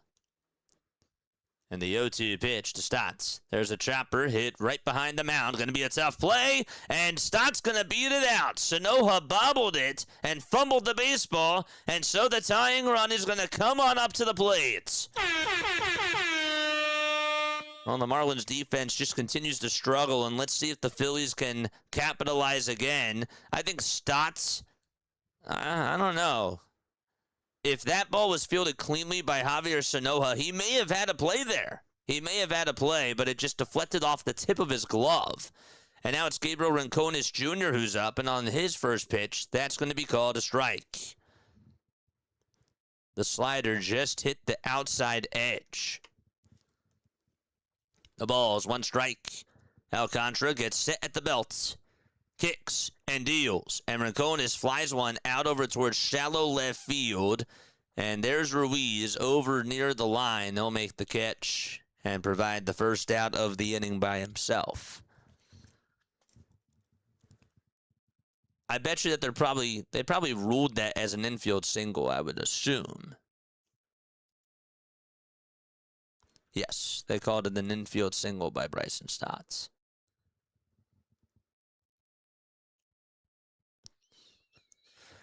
Here comes Crawford. 1 away, bottom of the third, and the pitch to Justin Crawford, swing and a miss. That was a good changeup that was thrown by Sandy.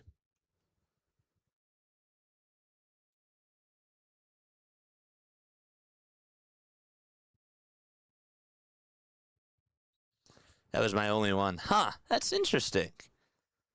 I did get a final score prediction right. 0-1 pitch, that's a foul ball. I think I said, and I could probably go back to the tape, I'm pretty sure I said this year I haven't gotten one right.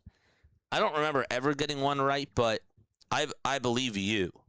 I definitely don't think I've gotten a final score prediction right this year, though. 0-2 pitch, and that's outside for ball 1.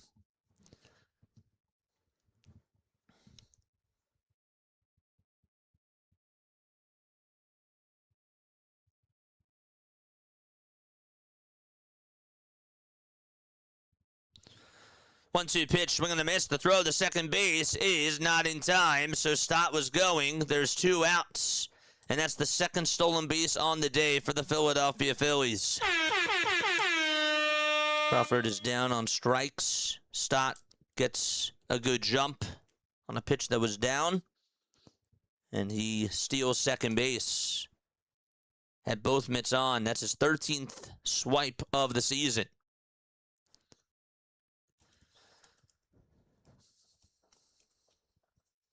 Here comes Stubbs.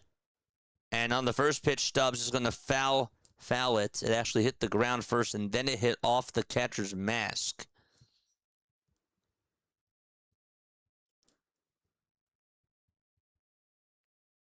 Actually hit off of his mask. Off of his helmet, excuse me. What the heck is Google doing?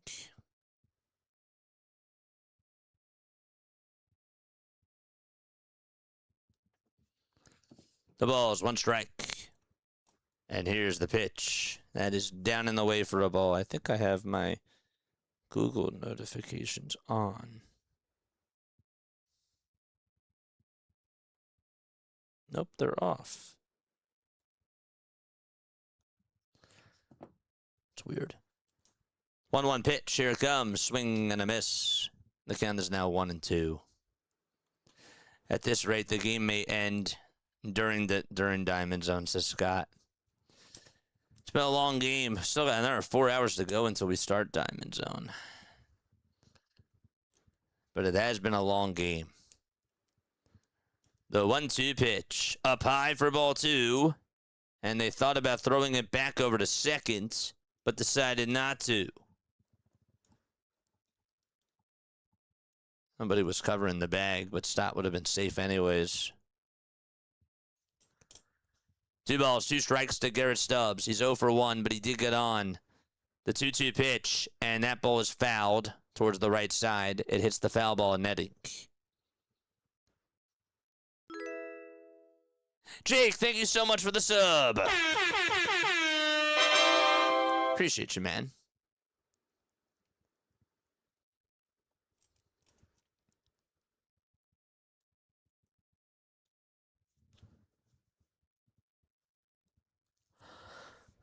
Two balls, 2 strikes. Stubbs gets a new bat.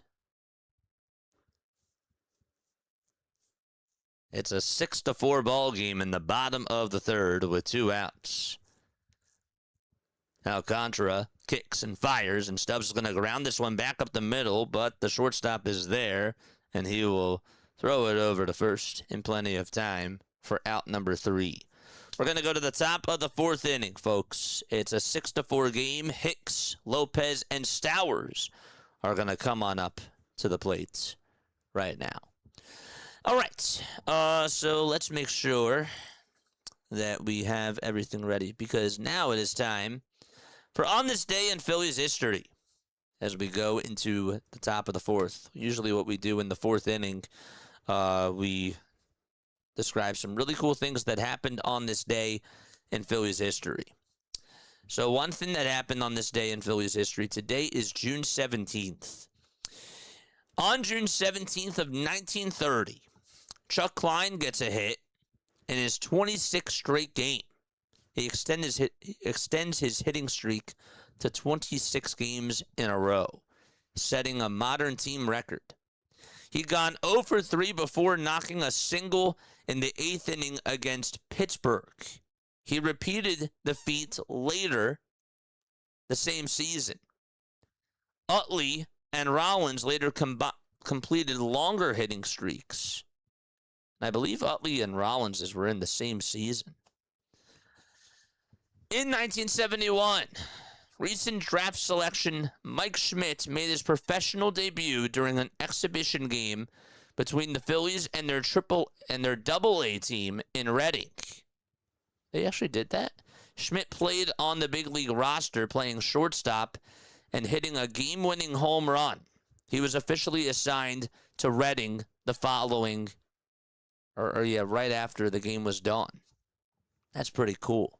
So after the game was done, he signed with Reading. In 1988 on this day, with the bases loaded and 1 out against New York, Steve Jeltz hits what looks like an inning-ending double play. Milt Thompson alertly holds up going into second, getting into a rundown that allows 2 runners to score before he's retired. So that also happened on this day too, which is pretty cool. Tim Mesa is going to go back out there to pitch another inning for the Philadelphia Phillies. Again, Painter only lasted 2 innings today. Jonathan Bolin is getting loosened up in the Phillies bullpen. Top of the fourth, 6-4 Marlins. And the pitch, that'll be in there for a strike. I'll catch you up on everything, but it's been an action-packed game so far. No balls, 1 strike to Liam Hicks. And the 0-1 on the way. Check swing, did he go? They say yes, he did. And finally on this day, in 2012, 14 years ago on this day, Jim Thome leads off the second inning with a home run, playing in Toronto. That was his 100th as a Philly. Thome became the 4th player in Major League history with at least 100 home runs for 3 different teams. 0-2 pitch and a called strike 3 on the inside edge. Good to see you there.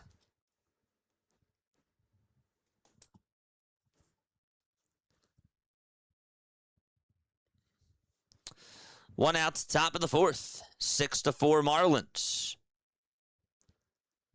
The pitch. And that is a foul ball.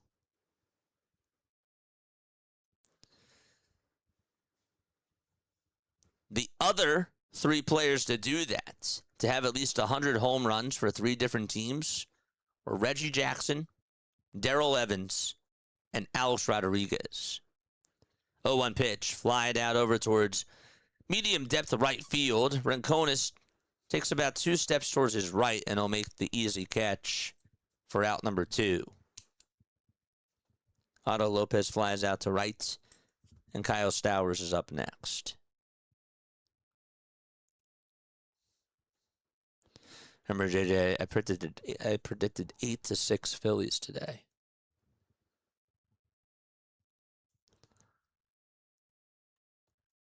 Two outs, top of the fourth. The pitch to Stowers, and it's on the inside corner for a strike. He did show bunt.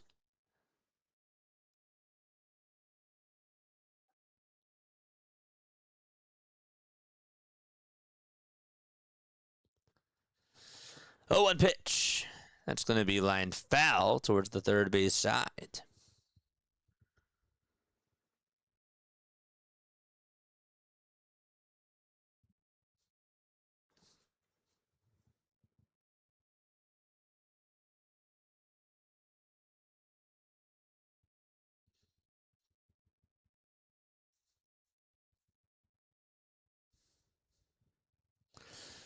No balls, 2 strikes. Top of the fourth, 2 away. And the 0-2 is down in the way for a ball.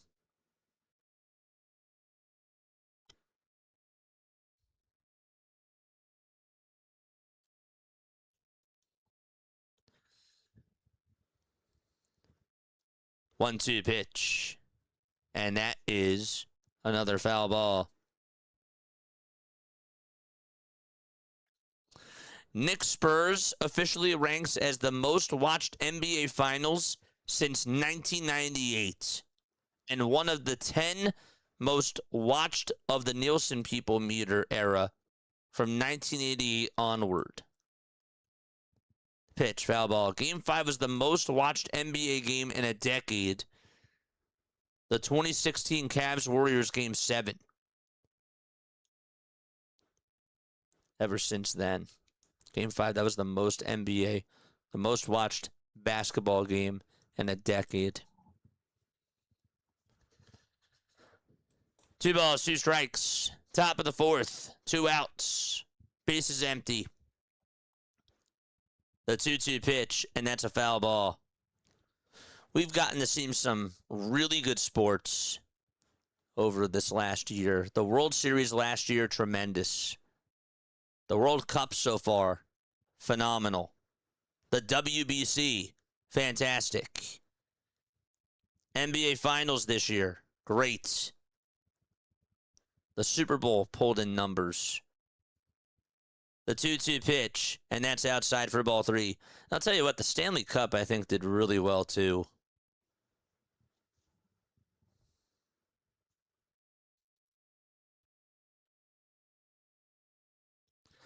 3-2 pitch. Here it comes. Swung on and missed. Mesa gets another strikeout. Cha-ching. Yes, sir. Nice stuff. All right, we go to the bottom of the fourth. Turner, Schwarber, and Harper are going to come on up to the plate for the Philadelphia Phillies. And once again, they'll be back in just a few moments. I'm going to take a very quick step off, all right? Don't go anywhere. I'll be right back. In the meantime, hit the thumbs up button and subscribe to the channel. Please tell your coworkers about what we do as well. Spread that word. Love you guys. Be right back.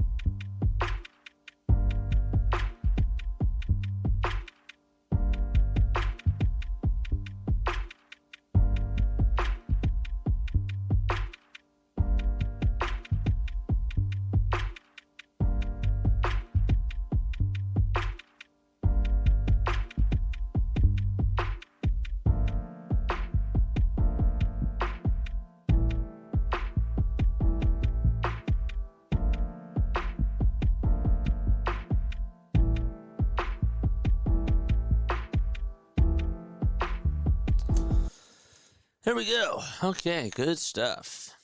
Time to go to the bottom of the fourth. I don't understand what the heck is going on.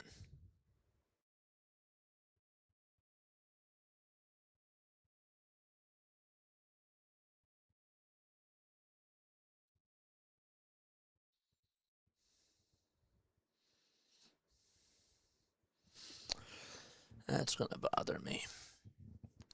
Alcantara, so far, 67 total pitches. He's given up 4 runs. 2 of them have been earned. He's also allowed 7 hits, 1 walk, and 3 strikeouts. Here comes Trey Turner to the plate. And Turner looks at a called strike on the outside edge. Knicks Spurs wasn't a particularly good series, but all of New York City watched, hence the ratings. I disagree. I thought that was a great series. I mean, the fact that they came back from all those double-digit deficits, that was a pretty good. Those were pretty good comebacks. The 1-1 pitch, swing and a miss. And so it's 1 ball, 2 strikes. I just can't bring myself to basketball these days. It lost me. I understand. 1 ball, 2 strikes. The 1-2 pitch, and that's going to be grounded towards the right side. Second baseman Edwards has it, throws it over to first, and Turner is out. And there's 1 away. And Mattingly says hold it, and he won't challenge. Not going to challenge there.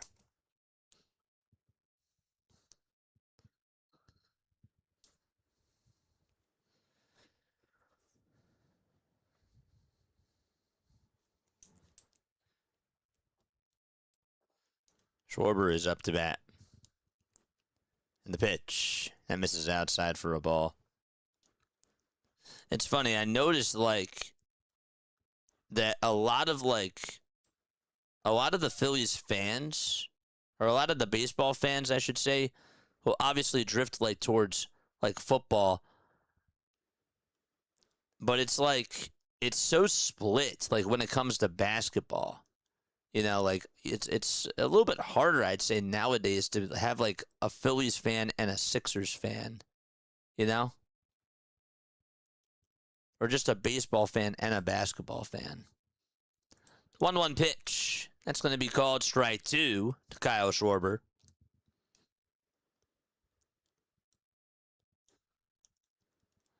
One and two is the count, and the pitch to Kyle. That's a foul ball.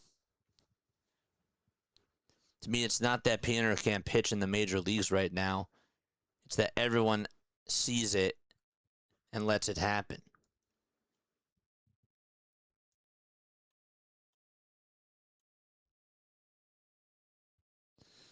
One-two pitch. Check swing. Did Schwarber go? They say no.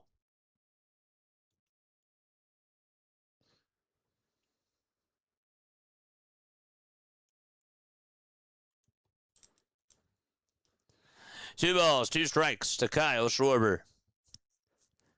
And here's the pitch on the way to Kyle. That is grounded sharply over towards second. Edwards plays it on a hop, throws it over to first, and there's 2 up and 2 down already in the bottom of the 4th.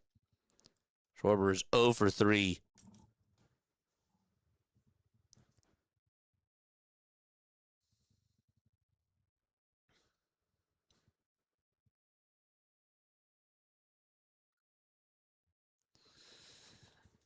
Two gone, bottom of the 4th. Here's Bryce Harper in the pitch. And that's a foul ball. That pitch was down the middle at 100 miles per hour.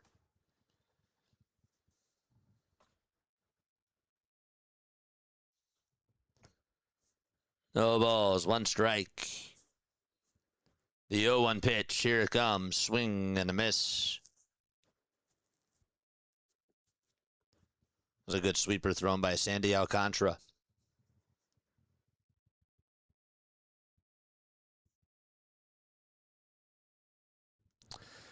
0-2 pitch, swing and a miss. Went to the cutter that time, and it worked. And we're going to go to the top of the 5th inning. It's still a 6-4 ball game out at CBP. All right. Marlins lead it by 2.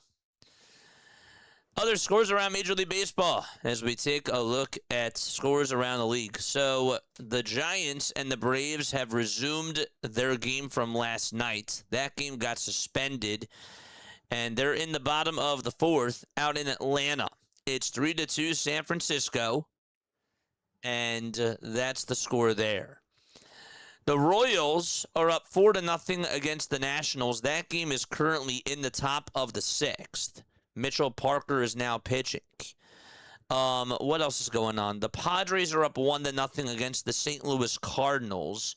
That game is in the top of the 2nd. Manny Machado did hit a sacrifice fly to get the Padres on the board. The Royals, they got their 4 runs on a home run hit by Carter Jensen, and then Ray homered, Thomas homered, and Massey homered as well. It's pretty wild.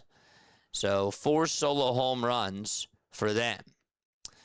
Meanwhile, the Mets lead at 7-1 in the bottom of the 7th inning out in Cincinnati.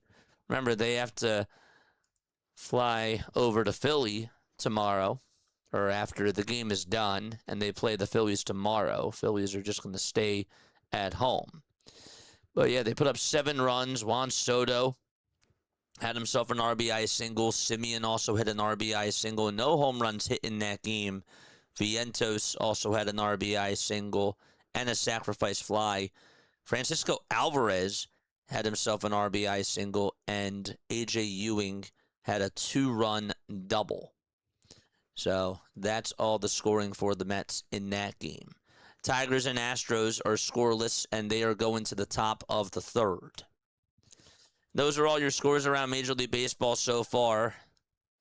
Rays play the Dodgers at 3:10, and the Angels play the Diamondbacks at 3:40, and that is all the afternoon games today. Jonathan Bolin is now going to pitch for the Philadelphia Phillies as we are in the top of the 5th. And the pitch, the 4-seamer, is in the zone for strike 1. Edwards had himself an RBI single back in the 2nd inning. No balls, 1 strike. And the pitch, Edwards shows bunt again, and he goes around, and there was a strike anyways. So it's 0-2. We got 177 of you who have hit the thumbs up button. It's awesome. We're over halfway there to the 350 marker. 0-2 pitch. Fly ball hit out over towards left center field. On the run is Crawford towards the alleyway, and he'll make the catch for the first out of the 5th.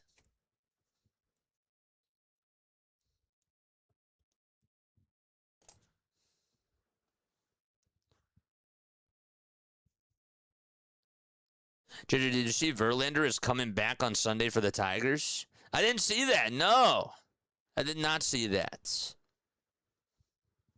That's so cool. Pitch. There's a chopper hit over to 3rd. Backhanded by Bohm. He'll throw it over to 1st, and that is off the line. And so there's still 1 out. Phillies defense not able to help out Jonathan Bolin there. They're going to call that an E5 on Bohm. Routine grounder hit right over to him.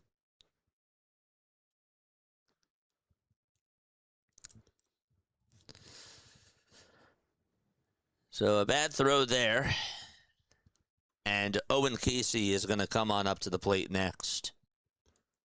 Sanoa gets on for the first time today. The pitch to Casey. Fastball down the middle and fouled back towards the screen. That'll be so cool, though, to see Verlander.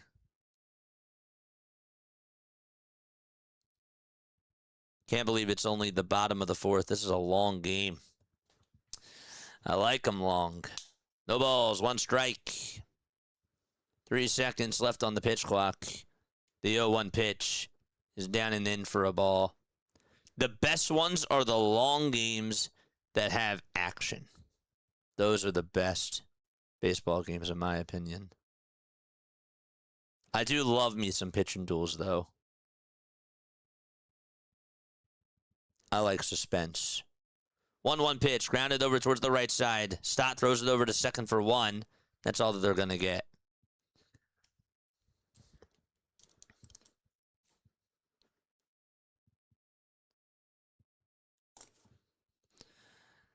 There's an Earl Weaver argument on YouTube where he lit up the umpire and the ump let him go for several minutes before finally and reluctantly he tossed him.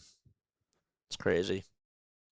One of the oldest pitchers in the league going up against the youngest team in baseball. That's a really cool headline. I like that. That's so cool. The pitch taken for a ball. Hey, JJ, how do you feel about Ohtani versus McClanahan? Good luck. Ohtani versus McClanahan, yeah, good luck. It's going to be really tough facing those Dodgers. 1 ball, 1 strike. Hey, Brett, thank you so much for the sub. I really appreciate it, man. And sorry, again, chat's flying by. Obviously got to call a game, so if I don't read your chats, don't take it personally. 1-1 pitch, and that's down for ball 2. But no, I appreciate you for asking that. It should be a good matchup, but I just think that the Dodgers are going to be too much for the Tampa Bay Rays.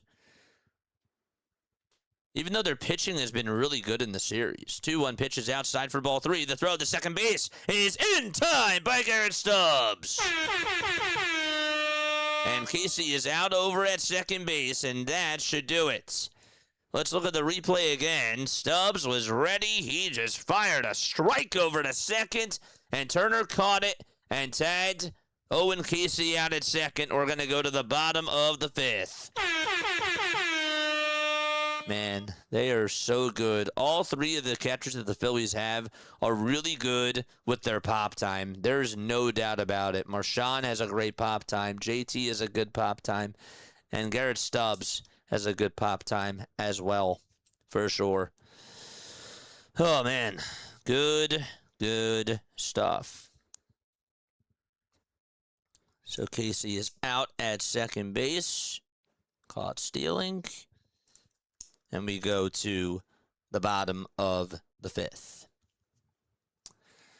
Time is at 2:43. Good stuff. But yeah, back to the Dodgers. The Dodgers and the Rays, that's been a really good pitching matchup. I saw that Drew pitched really good yesterday. And he only gave up the 1 earned run, which was in the 6th inning. Like, that was the difference of the game. And then Justin Robleski, he's been just doing so well for the Dodgers. It's like not even funny. He had a bad outing against Pittsburgh, but then he looked really sharp again yesterday. I'm back for the second day. I will sub. Let's go! Good to see you, XX. What should I call you? Do I call you XX or do I call you Mafia? What's going on? How you doing? Good to see you. Oh, man. Chase says, not when my money is on the line. Folks, once again, just want to make sure that I let you guys know that tonight we're going on for Diamond Zone. If you're into fantasy baseball, if you have players going tonight, props, any sort of stuff, we'll be calling all the night games. Yes, we will. If you're like, well, JJ, I got this game going on, and I got this game going on, I got you. We're calling all the action, baby. That's what Diamond Zone is all about. It's basically like NFL Red Zone, but it's for baseball, and it's so much fun. And we make it seem so seamless. If you know the league, if you know the players, it's so easy to follow along. Bottom of the fifth in the pitch to Brandon Marsh. Foul ball. No balls, one strike. Diamond Zone, there's the link down below that Haley just dropped. Go check it out. It's so cool. The balls, one strike. Here's the pitch to Marsh, and that's going to be on the outside corner for strike two. JJ is pumped. I'm really happy to see you guys today, man. Very happy to see you guys. The balls, two strikes. Banks is warming up now in the bullpen. So Meza went 2 innings. No balls, 2 strikes to Brandon Marsh.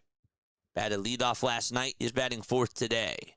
0-2 pitch, and that's outside for a ball. Thank you so much, X, for the sub.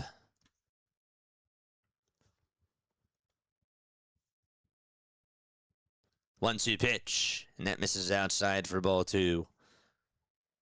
Bo Bichette and Juan Soto today are 6 for 9 combined in that Mets game. 2 balls, 2 strikes. The 2-2 pitch to Brandon Marsh. Swing and a miss. Got a sweeper there over on the outside corner. And Sandy records his 5th strikeout of the ball game.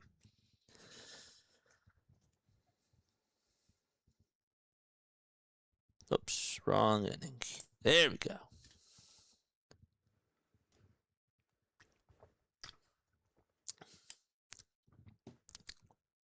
Bohm is up to bat. Bottom of the 5th, 1 out. And his first pitch is way inside for a ball. All the runs in this game have come in the 1st and 2nd inning. 1-0 pitch to Bohm, and there's a fly ball hit out over towards right center field, and that's going to drop in for a base hit. And Bohm's going to get on, and the tying run is going to come on up to the plate. It'll be Bryson Stott for the Phillies.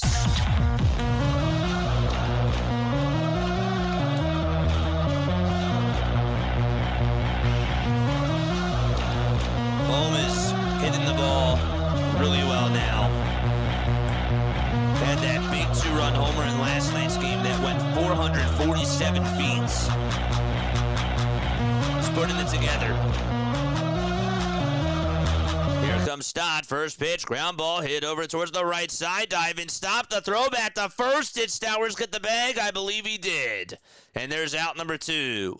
Excellent play by Xavier Edwards. That saved a base hit going out to right field. They played Stott to pull. Edwards made the diving stop. He got over towards the ball. Stowers went to go cover the first base bag. Alcantara was there to back him up, and Stowers watched his footing. He just got over to the bag, and he beat Bryson Stott to the punch. Bohm is over at second. And here comes Gabriel Rincones, and on the very first pitch, that ball's popped up out over towards short. Lopez says, I got it, calls everybody off, and makes the grab, and there's out number 3. Time to go to the 6th. Phillies did get a single by Bohm, but nothing else. And 6-4 is the score out in Philadelphia. That's too bad. Pop out over to short. I said Rincones today was going to be my MVP. So far, that's not been proven right. Oh, man. My final score prediction today was 6-5. Tim Meza, this is from Jeff Kerr. Listen to this. Tim Meza has a 2.97 ERA in 33 1/3 of an inning. This month, he's gone 6 innings. He has struck out 7 batters. He's allowed 6 hits, no walks, and has not given up a run. But he's been really good. Philly Nation, 54 minutes ago, they probably could have traded Painter, Rojas, McGarry, Moniak, and William Bergolia for Juan Soto back at the 2022 trade deadline and had him for 3 playoff runs. That's crazy to think about. And I'm not saying that I would have liked Juan Soto to come over to Philly.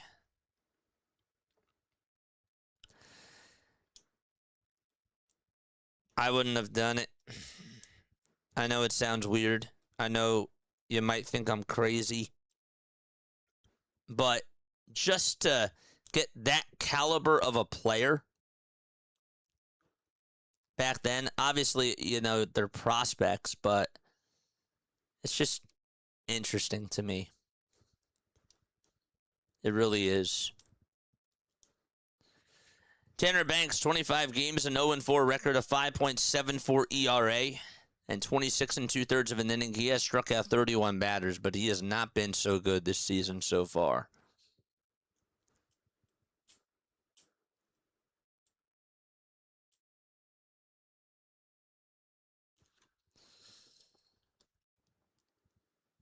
Here comes Banks, and the first pitch, ground ball hit back up the middle. Turner plays it on the hop and just fumbles the baseball, and everybody's going to be safe. Wow. Wow. Hit right over to Trey Turner. That was literally a fundamental play. It took a little hop, and he didn't get the glove up. He didn't gobble it up there. Bounced right off of his chest. So it's an E6. At this point, all you can do is laugh. The pitch. It's a foul ball. That's just all that you can do at this point. Just smile and wave, boys. Penguins of Madagascar. 0-1. Foul ball.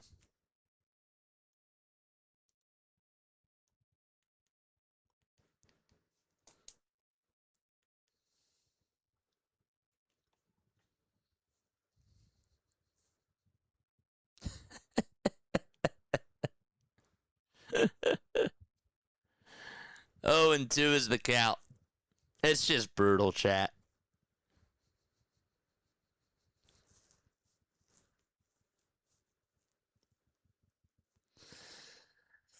No balls, 2 strikes. The 0-2. And that is down for a ball. He should have had it, chat. That was not a bad hop. He's a major league player, and he deals with that all the time. He knows he should have had that. 1-2 pitch, and that's a fly ball. This one's hit out over towards deep right field. The fact that that pitch was high and he still drilled it out to right, ridiculous. It's gone.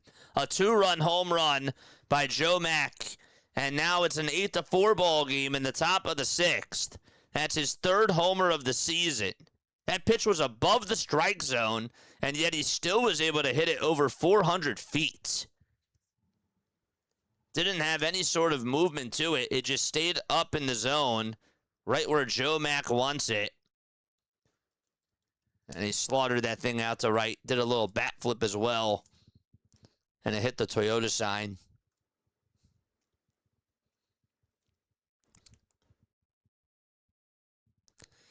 Pitch. And there's a line drive base hit down the left field line. That is a fair ball. Marsh is going to go cut it off over towards the corner. And just like that, another extra base hit allowed by Tanner Banks. It's an 8-4 ball game in the top of the 6th inning. That's Astory Ruiz getting on with his 2nd double of the ball game. Wow.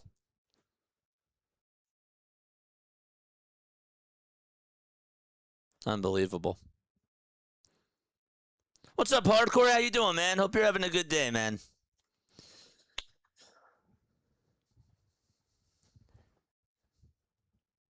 Banks Pitches, and the pitch is going to be bunted over to third. Bone plays it on the ground, throws it over to first. That's going to get the runner from second over to third base, but there is one out now in the top of the sixth.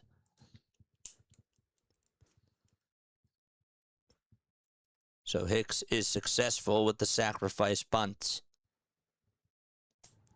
They're not afraid to lay down a bunt. Not afraid at all. Here's Otto Lopez, who walked in the first and scored a run. He's 0 for 2. And the pitch fouled back towards the screen.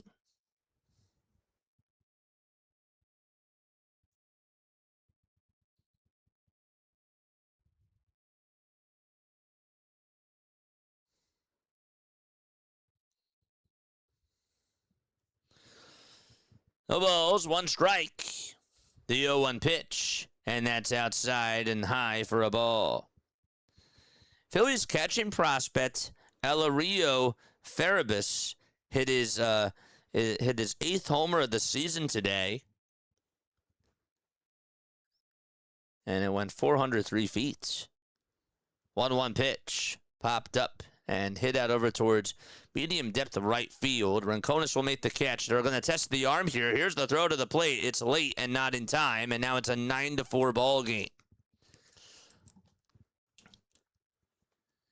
So it's an RBI sacrifice fly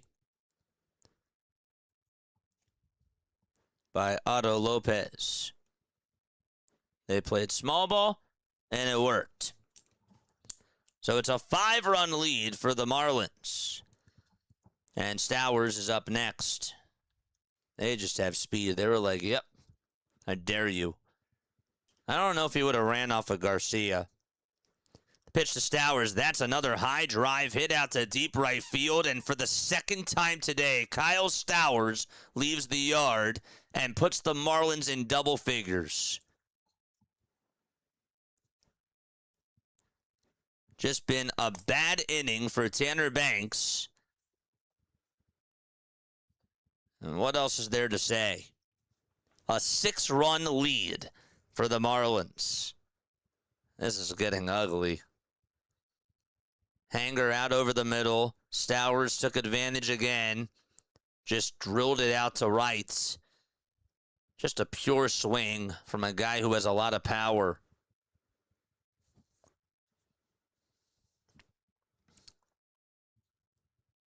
Two outs, top of the 6th. Banks has had a terrible season so far for the Phillies, and his ERA just shot up. The pitch, that's going to be in there for a called strike. A 6-run lead now for the Marlins. They put up 4 in this 6th inning. 0-1 pitch, and that misses outside for a ball. That's Kyle Stowers' 7th career multi-homer game. 1-1 pitch. Fly ball hit out over towards center field. On the run is Crawford, and he backs up and makes the grab, and we're going to head to the bottom of the 6th inning.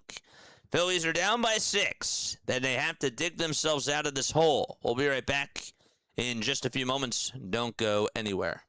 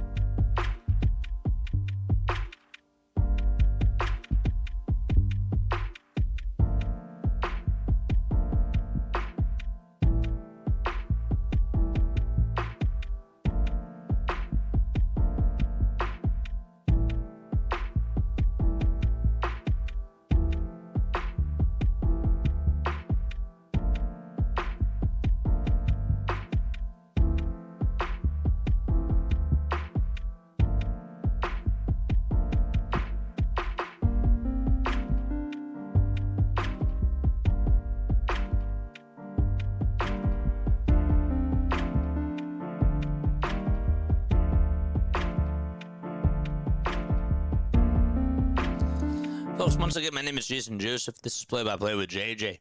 Hit the thumbs up button and hit the subscribe button as well. All right, it's a 10-4 ball game as we go to the bottom of the 6th inning. Time and zone prep starts now. We're good. We're good. Still got a post-game show after this, by the way. Justin Crawford is up to bat as we're in the bottom of the 6th. Alcantara is still pitching. He has 89 pitches. Crawford will show bunt, and the first pitch will be in there for a called strike at 90 miles per hour. What was Lou's final score prediction? 15-14. Still in play. The ball is 1 strike. 0-1 pitch. That's a foul ball. I wish that we could keep tally of everybody's final score prediction at the beginning. There's no way to do it. But that'd be kind of nice.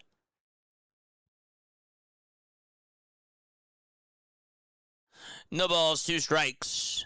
The 0-2 pitch to Crawford, and he'll slap that one foul.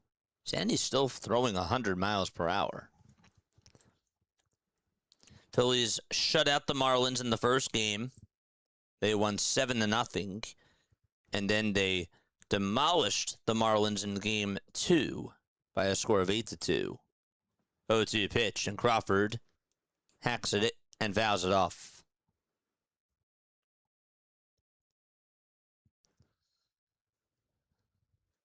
Max Lazar is now warming up in the Phillies bullpen.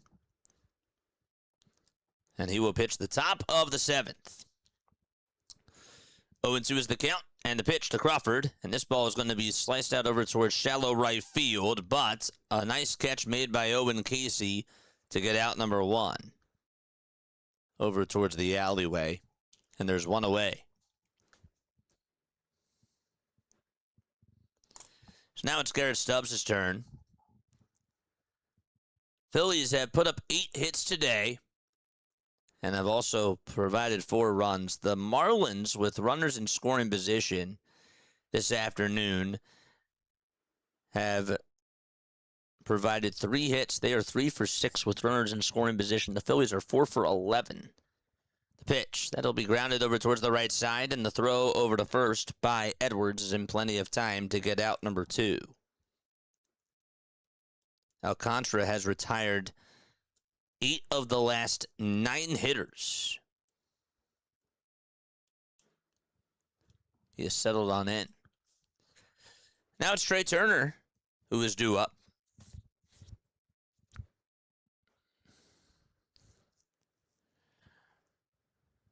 His first pitch is way inside for ball 1. So it's 1 ball and no strikes. Dr. DeLay, what's going on? How you doing? 1-0 pitch, and that misses down and inside for ball 2. There's Dr. DeLay's channel, folks. Make sure that you guys go subscribe to Dr. DeLay. He does an awesome job with the Pittsburgh Pirates. Excellent win for them last night. Great call as always, my friend. 2-0 pitch, grounded, foul towards the third base side. And so the count is 2-1.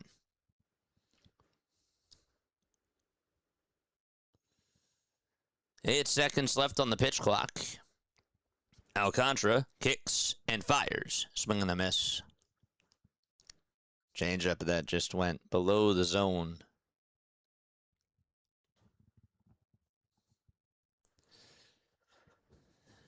Alcantara getting ready to throw his 100th pitch of the day. And here it comes. That'll be chopped foul. You excited for Toy Story 5? I am excited for Toy Story 5. I'm probably not going to see it when it first comes out. I'm going to wait at least a couple of weeks or so. 2 balls, 2 strikes, and here's the pitch to Turner. And that's a little bit low. This will be challenged, though, by Liam Hicks. Or, excuse me, by Joe Mack. And that is ball 3. Phillies only need 7 runs.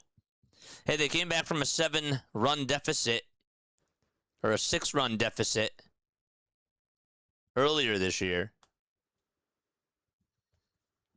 It can happen. 3-2 pitch. Here it comes. Swing and a miss. Not that time as we go to the top of the 7th inning. That pitch was way outside.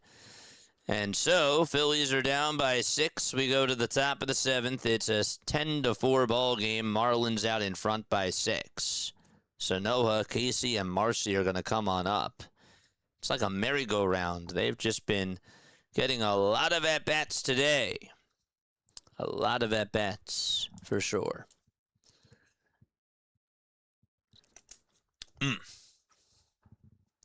Don't forget, tonight we have Diamond Zone. That'll begin. We'll start our stream at around 6:30. So that'll be cool. And make sure that you guys are on for that. Phillies are 7 games in back of the Atlanta Braves.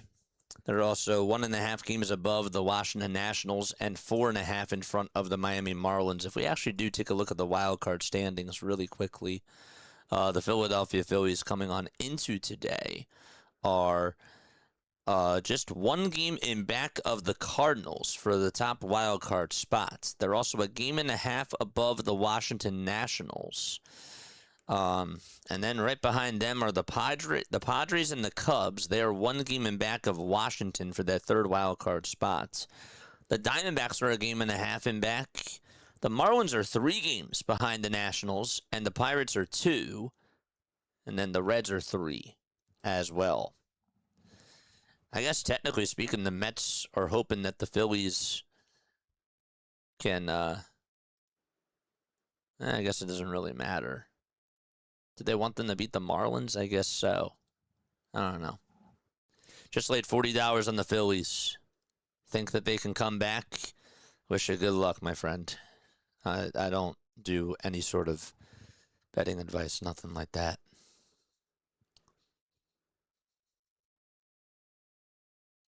We got 208 likes. Let's go. Appreciate you guys. Of course. Of course. We love you, buddy. Friend of the channel. As always. Max Lazar is going to pitch. Lazar gets set and deals. And Javier Sanoa is going to stare at strike 1 on the inside corner at 88 miles per hour.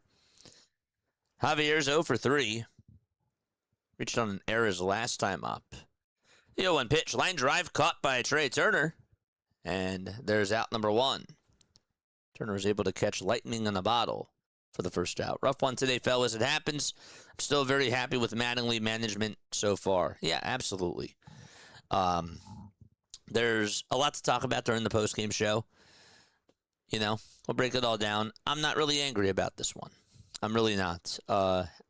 I'm sad with Andrew Painter. I'll break it all down. That's all I'm going to say. I'm not even. That's all I'm going to tease. If you want to hear my true thoughts, stay on for the postgame show. 1-0 pitch. That's in there for a called strike at the knees. The 1-1 pitch from Max Lazar. Check swing. Did he go? No. The pitch was a little bit high. And so the count is now 2-1. Lazar gets set and deals. The pitch is going to be on the outside corner for strike 2. What did that just say?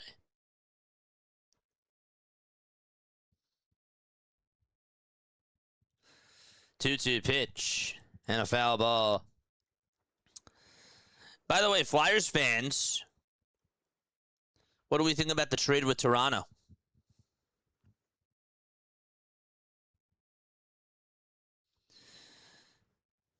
Two balls, 2 strikes.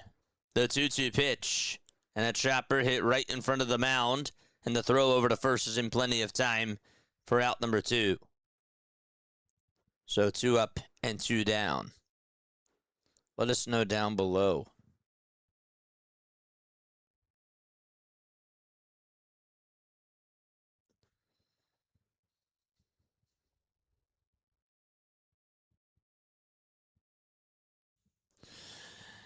So 2 away, top of the 7th. Jacob Marcy is up to bat. And on the very first pitch, there's a foul ball hit over towards the right side. It's baseball, it happens. Absolutely. Phillies are over 750 with Mattingly so far, right? Yeah, they've been playing really good baseball.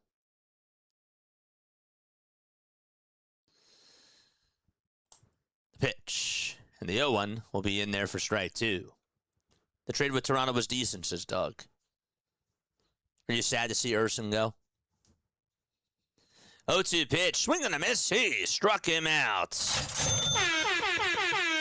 Time to go to the bottom of the 7th inning. All right. Well, 2 hours and 5 minutes later, it is now time for Phillies trivia. I'm going to ask you a Philadelphia Phillies trivia question, and if you get it right, you will hear this. If you get it wrong, you will hear this. Okay. All right. This is going to be one of those trivia questions where, you know, I'm going to give you a question and you're going to have to figure out like who hit the home run in a certain game or a win in a certain game, just to sort of brace yourself here. Today's question is this. Okay, so here's what I would like to know. So, the Phillies beat the Dodgers in 5 games to advance to the World Series in the NLCS.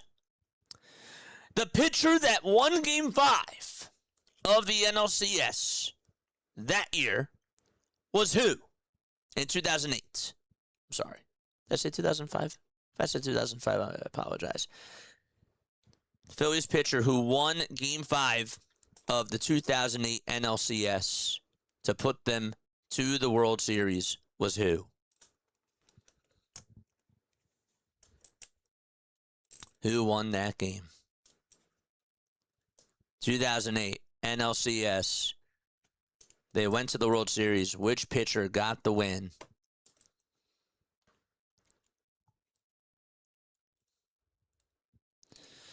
Michael Peterson's going to pitch.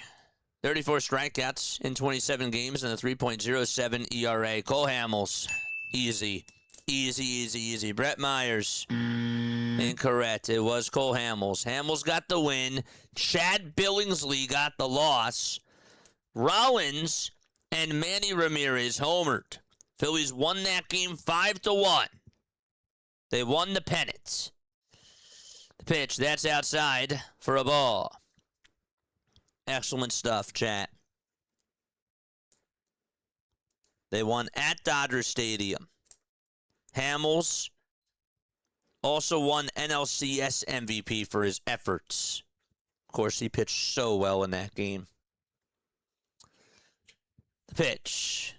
And now it's 1 ball, 1 strike.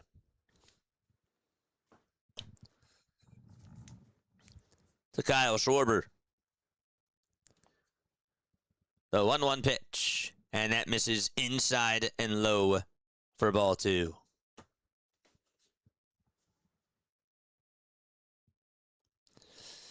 Two balls, 1 strike.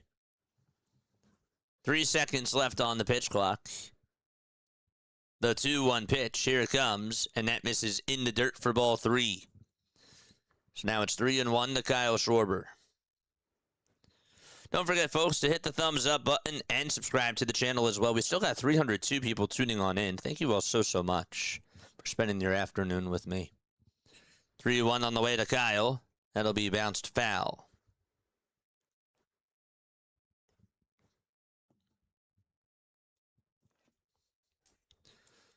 Kyle has not gotten a hit today. He's 0 for 3.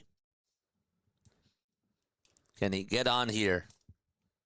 Phillies trail by 6. Peterson kicks and fires, and a called strike 3 on the inside corner, painted perfectly at 98 miles per hour, and a backwards K to Kyle Schwarber.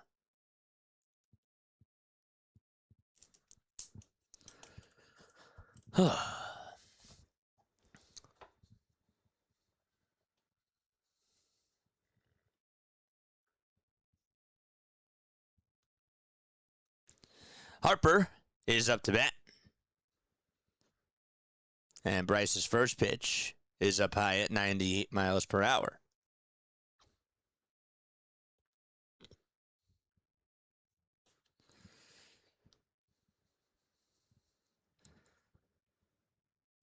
1 ball, no strikes to Harper. And his next pitch will be in there for a called strike.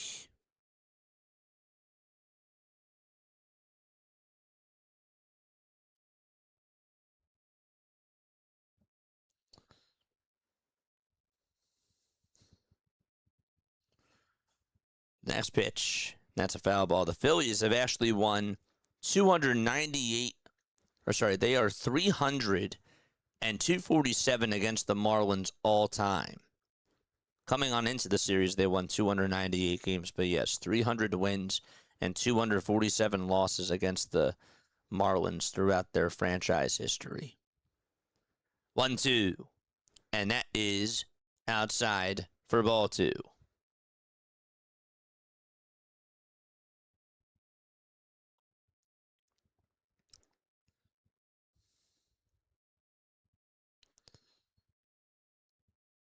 Two-two pitch on the way to Bryce, swing and a miss.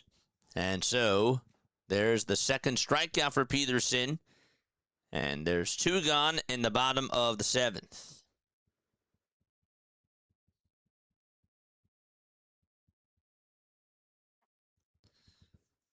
The most runs that they actually scored in the game, it was 16.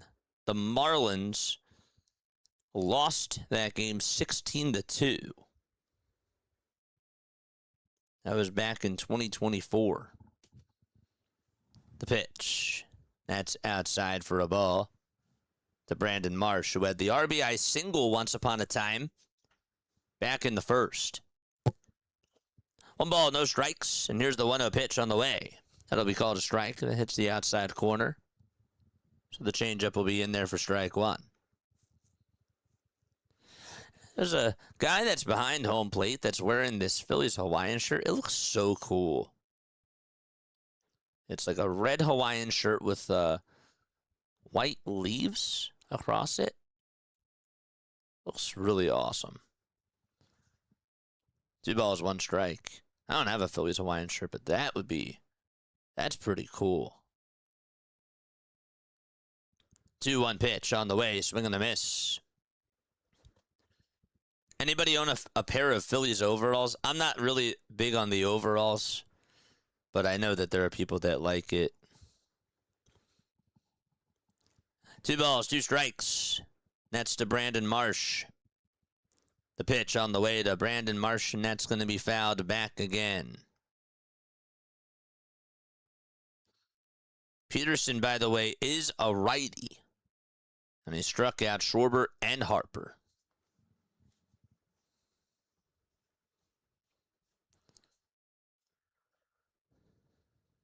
2-2 pitch, here it comes, and that's a called strike 3 at the knees, and just like that, Peterson strikes out the side, and we are going to go to the top of the 8th inning. It's a 10-4 lead for the Marlins. Nova, what's up, Nova? We wetted the bed earlier today. Now the Hawaiian shirts look like bad tablecloths. Don't do it. Swear it off. Nah, I like them. I like them. I like the Hawaiian shirts. I do. The overalls, I know that people have overalls, but I'm not as big on the overalls. My cousin, ordered a pair right before they went to the playoffs. It was, last year. And she loves them. I think it was last year. Maybe it was the year before. I'm starting to get them mixed up now. Painters should go back to painting happy little trees, says Larry. Larry, do you have any Phillies merch or Phillies apparel that you wear? Or anybody have any sort of Phillies apparel? Let me know down below.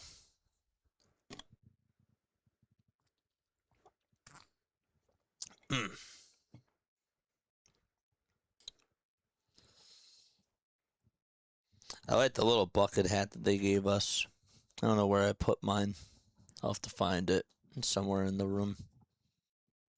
Hey, before he goes back to Lehigh Valley, can Painter repaint the lines in the parking lots? They're kind of fading a little bit, says Sonic. The dad jokes. I can't. I can't. That's funny. It's a good one.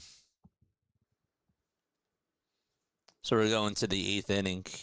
I have a pair of Phillies socks as daily. Do you really? I have a few Schmidt jerseys, a home and an away blank jersey. Oh, that's so sick. Orion Kirkring is going to pitch. I don't know why they would put him in today. I think that today should be like a Chase Shugart day, I guess. Even though I did say that I don't want him. I want him in more high leverage spots. So maybe my inner conscious is talking. More hats than I know what to do with, says Nova. The 0-1, that's going to be in there for a called strike. Not really. One no-name jersey. I have tons of Vikings merch, though. I have a black Phillies cap, too. Do you? Nice. 0-2. That's outside for a ball. Got a Phillies hat and T-shirt. I like the beanies. The beanie hats. They're pretty cool. 1-2 pitch. And did that get a piece of Mac? It did. So he's going to get hit by a pitch here. Start off the top of the 8th inning.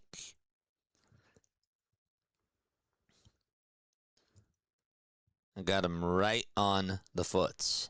Ouch. That's got to hurt. So Orion Kirkring is pitching.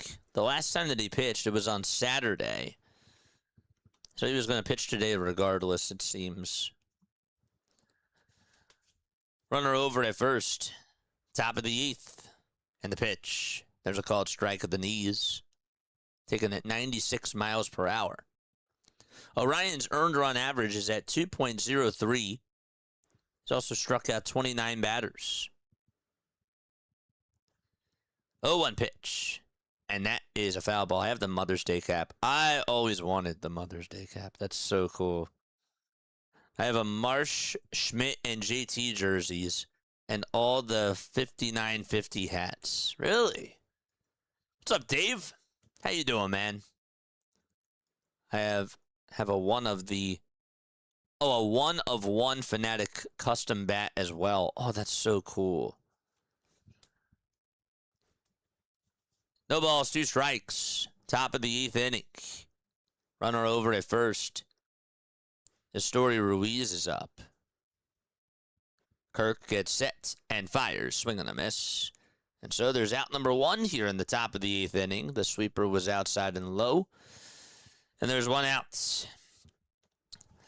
Sonic says, I have like 15 Philly shirts, 20 plus hats, beer stains, replica rings, and pint glasses for both 1980 and 2018 photos, Schmidt signed ball, and my favorite Vance Worley jersey of many jerseys. A Vance Worley jersey. Dude, you'll have to send me pics. Send me pics to the hotline. I love it when you guys text me those things. I really do. I'll get like random people that hit me up that are just like, JJ, I have a, like, here's a jersey that I have, or here's a signed baseball that I have. And I'm always so fascinated with that sort of stuff. Worley jersey comes with free goggles. You know, he's still pitching. He pitched in the World Baseball Classic. 2 balls, no strikes. The 2-0 pitch, and that misses down for ball 3. Still the hard plastic hard hats from back in the 70s. Oh, that's so cool.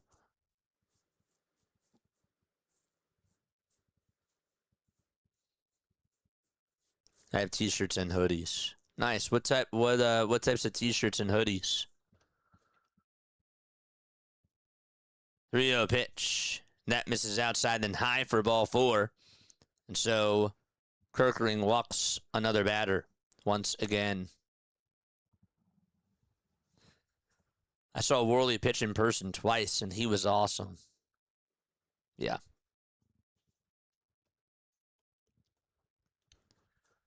Two runners on, 1 out, top of the 8th inning.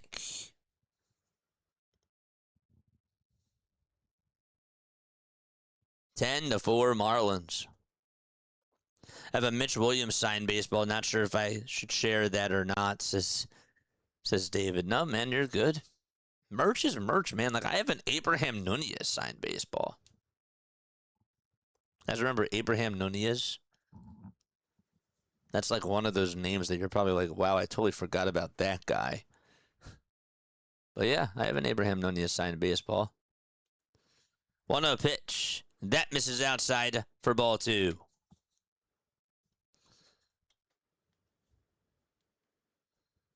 Two balls, no strikes. Oh, it's exclamation point voicemail. Sorry.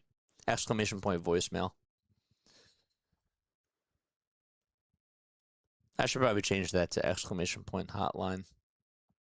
That's a good idea. 2 balls, 1 strike. This was challenged by the Marlins. And ABS is going to confirm that that is a strike. So they're out of ABS challenges.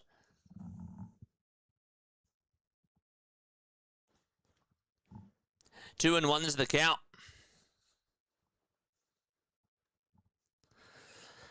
Kirk gets set and deals. And the pitch is fouled away. So it's 2 balls and 2 strikes.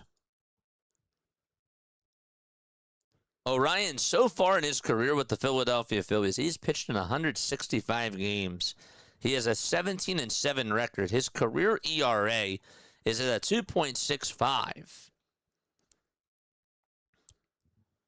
Next pitch, and now it's 3-2. Right there. Thanks.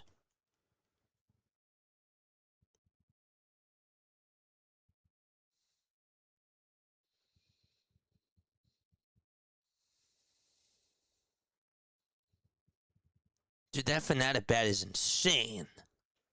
3-2 pitch, and that barely misses outside, but they're going to challenge. Phillies will challenge. It was called ball 4. But let's see if this is going to be overturned.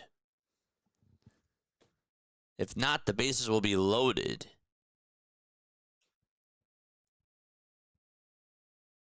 Orion wanted to challenge it. Did they show what the ABS challenge said? No. Or did he get it off late? Well, regardless, bases are going to be loaded in the top of the 8th inning. I think he got it off late. Regardless, it looked a little bit outside on the replay of that pitch tracks.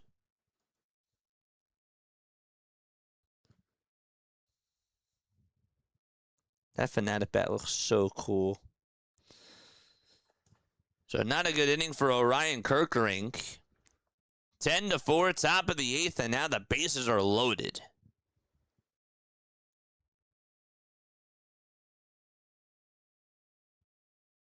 That's so cool. Here comes Stowers in the pitch. Ground ball, base hit out to right field. This should bring home a couple of runs here. 1 run is going to score. And it's an 11-4 ball game for the Marlins. They held up the runner over at third. So it's an 11-4 ball game. That ball was drilled out over towards right field past the dive of Bryce Harper. So bad day for the Philadelphia Phillies.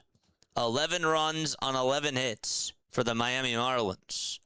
This one is getting very ugly. There's still 1 out in the top of the 8th. The pitch to Xavier Edwards, and that misses down for a ball. Edwards is hitting 190 with the bases loaded. And also has 11 RBIs. Here's the 1-0 pitch. That'll be in there for a called strike. When it rains, it pours on Painters days.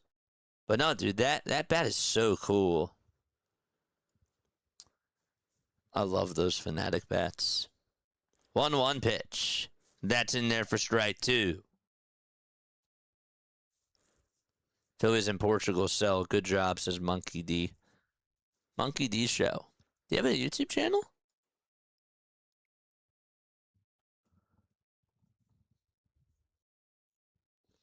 Pitch.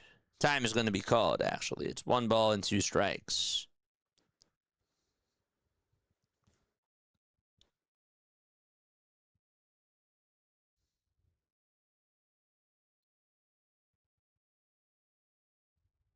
You do? I'm going to subscribe to you, my friend. That's so cool. Next pitch. And there is out number 2 on a called strike 3. 2 away in the top of the 8th inning. Got the slider right on the outside corner. I just subscribed to you, man. Reviews of breweries and a bit of daily life. Dude, that's so cool. That's awesome. Pitch. It's going to be called a ball. And Sonoha is going to step on out of the box. They're out of challenges. He was jumping up and down. He was not happy about that. He was tapping the helmet, but he forgot how many challenges there were. I was able to customize a bat any way I wanted. Told him I wanted Fanatic and Phillies themed, and that's what he sent. Oh, that's so awesome.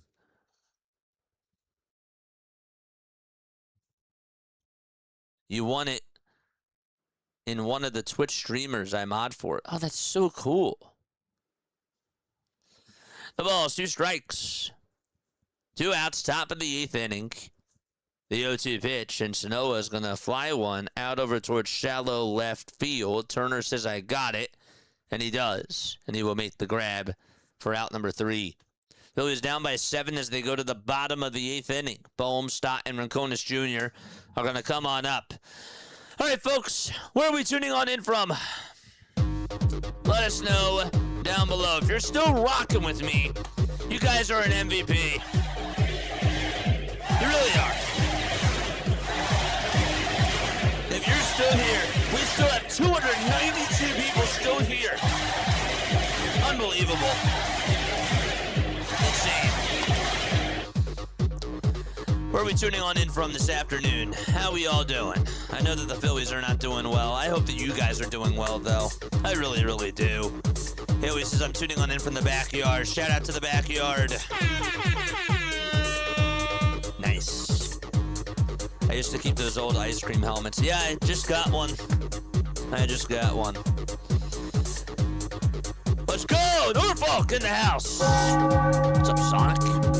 Just pumped to you, man. Good to see everybody. Fuqua tuning on in from King of Prussia. Yes, sir. Doug from Middletown, PA. We love misery. Let's celebrate together the highs and the lows. I'm stuck in painter hell, says Larry, out in Florida. Nova from Harrisburg, Pennsylvania. Always good to see you, my friend. Tim Meese's wife was my 7th grade math teacher. She taught at Cedar Crest. Dude, that's awesome. Steven tuning on in from Minnesota. What's up, Steven? How class has been going? We got North Carolina in the house as well. At the club music right now? Yes, sir. Oh, yes. I used to like this when they used to play this at the ballpark some of the time. They don't do it anymore. But they used to sometimes play this at the ballpark, which was pretty cool. Here we go. Here is Alec Bohm and the pitch, and that's a foul ball over towards the right side. They're down by 7, but you know what, man? Everybody in the chat today deserves a W. This game is a travesty. Tired of coming into a game with Painter pitching and having absolutely zero faith in him. Bullpen will be better. All this starts with Painter today. For sure. Absolutely. No balls, 2 strikes. And again, how does JJ really feel? Well, that's what the postgame show is all about. 0-2 pitch. And that misses down in the way for a ball.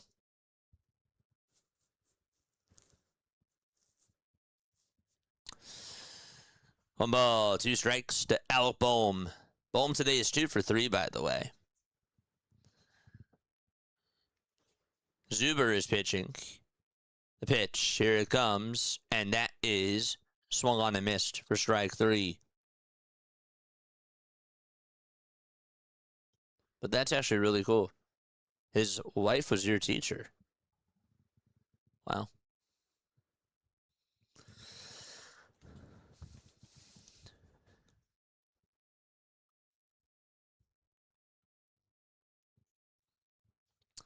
One out, bottom of the 8th inning.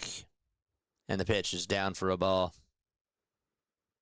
All this starts with no JT, actually. I disagree. I think if they would have had JT in, I don't know why they sat him today, but Andrew Painter has just been this bad for this long. You can't blame. Like, you have to put the blame on Andrew Painter. 1 ball, 1 strike. Bottom of the 8th, 1 out. Nobody on. Pitch. It's going to be grounded out over towards right field for a base hit, and Stock gets on for the 2nd time today. And he gets on with a 1-out single. He's over at first base. So, Stock gets on, and now Gabriel Rincones Jr. is up to bat.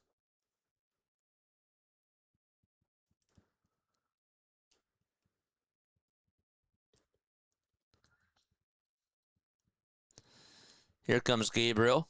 And the pitch to Gabriel Rincones Jr. That'll be fouled back towards the screen. He's 0 for 3 with a ground out, a fly out, and a pop out as well. Tyler Zubair has only pitched in 4 outings before today. The 0-1, that's going to be grounded over towards third. The throw, the second, there's 1. The throw over to first, there's 2. And that's a 5-4-3 double play to end the inning. We're going to go to the top of the 9th. 11-4 Marlins. Casey, Marcy, and Mac are due on up. Time is at 3:36. People said that it was a long game. This was going to go forever, and now it's really sped up. It's really sped up for sure. Let's take a sip of water.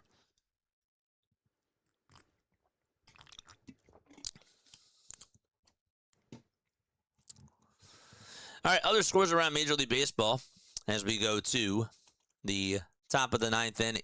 The Giants now lead at 6-2 against the Atlanta Braves. Robbie Ray 6 in the 3rd, no runs, 2 hits, 8 strikeouts. The fact that he actually still pitched is pretty awesome. Oh wait, Hauser pitched yesterday. And Robbie Ray pitched today. So I don't know what that means for Game 2. Who's starting Game 2 for them? That's going to be Weiserhunt, right, against Richie. Man, that's going to be something for sure. Astros are up 3-0. They're playing against the Detroit Tigers. Pena homered. Alvarez had an RBI double, and Paredes also had an RBI double as well. The Royals are up 6-2 against the Nationals, so it's a 4-run lead out in the nation's capital. Jensen, Rave, Thomas, Massey, all 4 of them homered. And then Collins had a sac fly. Witt Jr. had an RBI single. Abrams had an RBI double. And Dylan Cruz had an RBI single as well. So productive hits all around. What else happened today so far in baseball? Rays and Dodgers are going to go to the top of the 3rd inning. They are scoreless. The Mets did beat the Reds today by a final score of 9-1. So 9-1 was the final score of that game.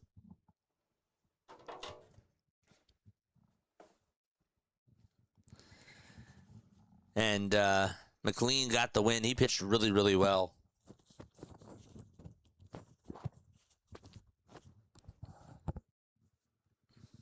All right, 1 second. There we go. Good.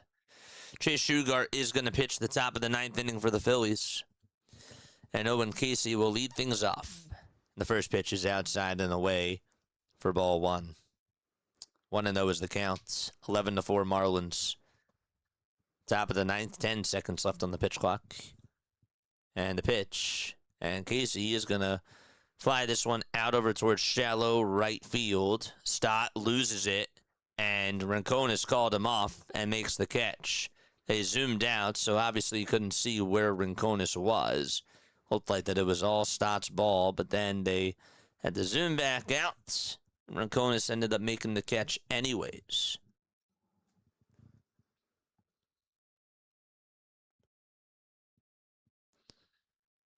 Nice. Catch you later. Catch you later, bro.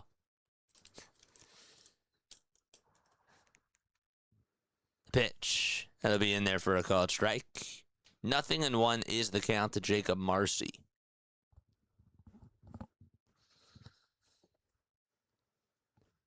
0-1 pitch. It's going to be fouled off over towards the right side. And out of play.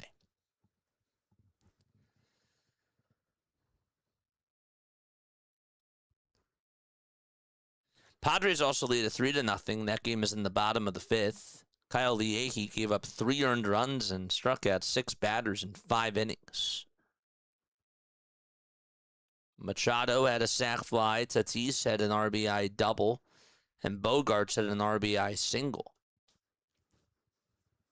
Pitch, and now it's 1 ball, 2 strikes.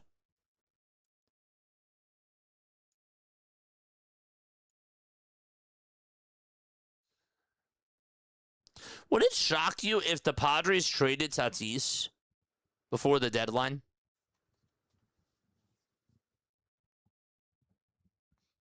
One-two pitch. That ball is scorched out to deep right field, and that hits off the foul pole. It's gone. 12-4 Marlins. They just continue to pour out their frustration against the Philadelphia Phillies. Another home run hit by the Fish today.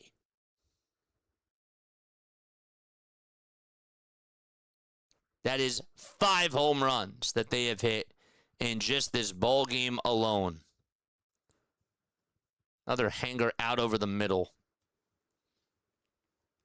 Hell, this is not at all. I mean, like, we're talking about, like, oh, dude, that guy lost his hat. That's so crazy. The guy tried to catch the ball. He lost his hat, and he also couldn't catch it. He's looking down. Yeah, you mind throwing me my hat back up? I think he's going to have to go down there. Yeah. It's too bad. Painter for Tatis. I mean, Tatis only has 2 homers this year. He's been really struggling, and obviously that wouldn't do it. You know what, though? Tatis for Nola with the contracts. Would that work? I think they're going to fling it up to the guy. They're going to try it. Okay, this is going to be interesting. They're filming this, too. Can they get it up to him? Nope, that's not high enough at all. Not high enough at all. Here's a fly ball hit out over towards center field. Crawford is there, right shy of the track, and he'll make the catch. And there's out number 2. They're trying. They're trying to get that hat back up to that guy who tried to catch that home run, and he lost his hat. They're like, on the count of 3. All right, can you catch it? 1, 2, 3. Oh, man, he dropped it. Oh, that guy dropped it. That's too bad. It wasn't the same guy that was trying to catch the foul ball. Man, how did he miss that? That was hit right to him on the chest. Now, that toss in the 3rd time was no good.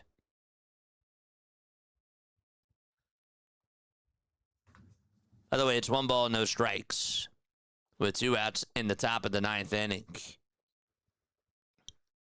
All right, they're going to do it a 4th time. At this point, I mean, just come down to the 100s. They're folding up the hat, trying to get it really tight. The 1-0 pitch. That's a line drive base hit out over to right field, and there's a 2-out single. Obviously, they're not showing where the hat is. Oh, they got it. They got it back to him. There you go. Nice. Nice. Hey, they got it. They got the hat back. That's awesome. 2 outs, top of the 9th, and a runner over at first.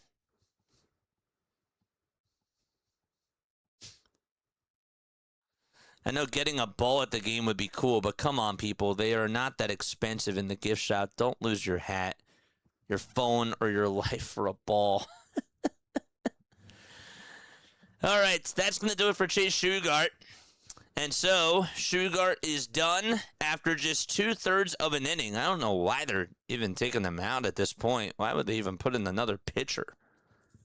And who's even going to come on in? We'll see. Still in the top of the 9th inning. 12-4 lead for the Marlins. I'm happy that that guy got his hat back. That's good. It reminds me of another thing.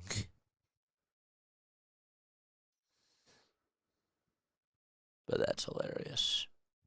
Our backup pitchers are disgusting. Backup pitchers? Our bullpen? Yeah. Yeah.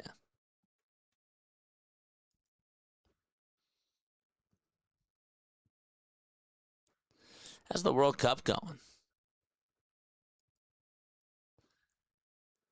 Portugal and Congo tied. Austria beat Jordan today 3-1. Next game is at 4 o'clock? That's England versus Croatia. And then at 7 o'clock, you got Ghana versus Panama. And 10 o'clock, Uzbekistan's playing Colombia. That should be interesting. The game at the Link on Friday is Brazil versus Haiti. That's what the game is going to be. That should be a good game. That's actually really exciting.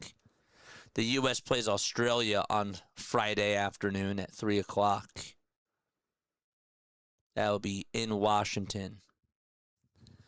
Garrett Stubbs is going to pitch. And Rafael Marchand's going to catch. No balls, 1 strike. 2 outs, and here's the pitch. That's going to bounce in the dirt for a ball. I'm tired of the position players pitching, even if it's a blowout. I think it's such a joke. I really do. 1-1 pitch. Fly ball hit out over towards center field.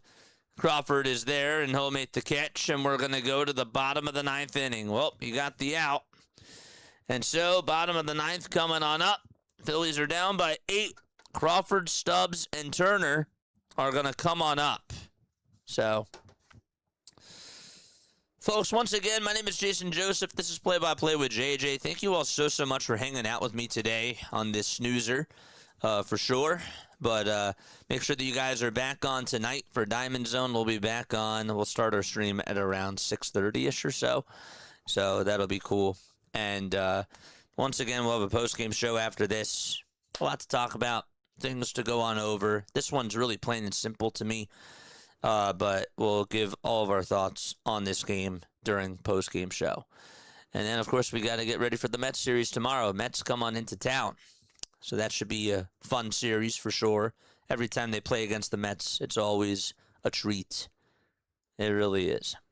So this will actually be the first time that they play the Mets all season long, which is also interesting to say the least as well. If you have not hit the thumbs up button, please make sure that you guys do that and subscribe to the channel as well. Get out the lifeboat, says Craig. It's the end of the world as we know it, and I feel fine. After one game like this, I'm not really angry. I'm really not. That solves it. Send Painter to single A and let Garrett Stubbs pitch. I'm happy that we all see the humor in this.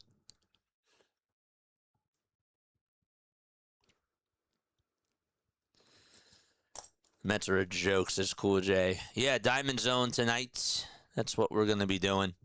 Make sure that you guys check that out. Oh, boy. So, yeah, they play the Mets tomorrow. Then they're off Friday. Then they play Saturday against the Mets and Sunday against the Mets as well.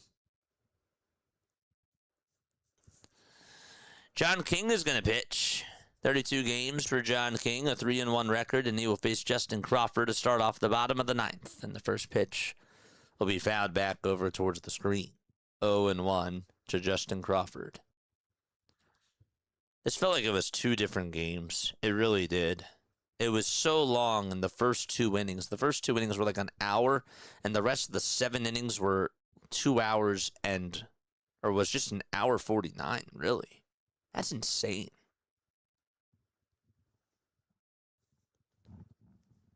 The first 2 innings were an hour long. That took up like half the game. 0-2 pitch to Crawford, and they'll slice this one out over towards center, but there to make the grab for out number 1 is Marcy. That pitch was really low, and he just flinged it out to center.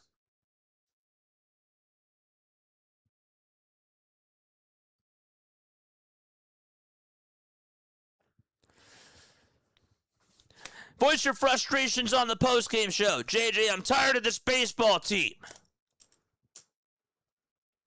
I hate this team. I want to hear about it on the postgame show. Please call in it. The pitch, that's taken outside and low for a ball. JJ, calm down. It's just one game. We won the series. We got to get ready for the Mets. If that's how you feel, calling in. 1-0 pitch, swing and a miss. And it's 1 ball, 1 strike. JJ, how are you not angry? I turned the game off after the 3rd inning. This was abysmal. This was atrocious. How did you not get angry? I'm just trying to think about everybody's different perspectives on this. 1 ball, 1 strike.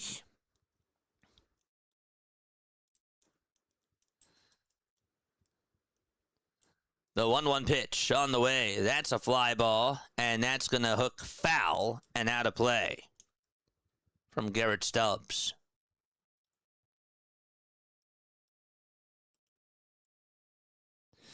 JJ, thanks so much for streaming the series. It's been a lot of fun. I have liked and subscribed and will continue to watch Diamond Zone. Appreciate your channel, sir. Well, I appreciate you, and I know that you're a Marlins fan. Definitely make sure that you guys check out some of our other baseball games because we will be doing some more Marlins games as well. The pitch, swing and a miss, and there's out number 2. And so 1 more out to go.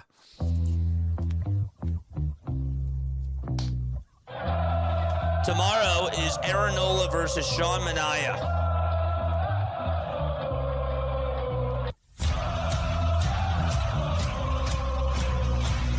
Pitch on the way. There's a fly ball hit out over towards deep left center field. That ball's going to hit off the Giant sign.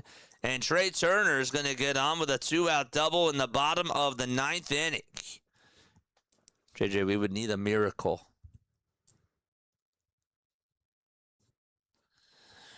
Apparently, one of the commenters on here, and he knows exactly who he is, called me a baseball god.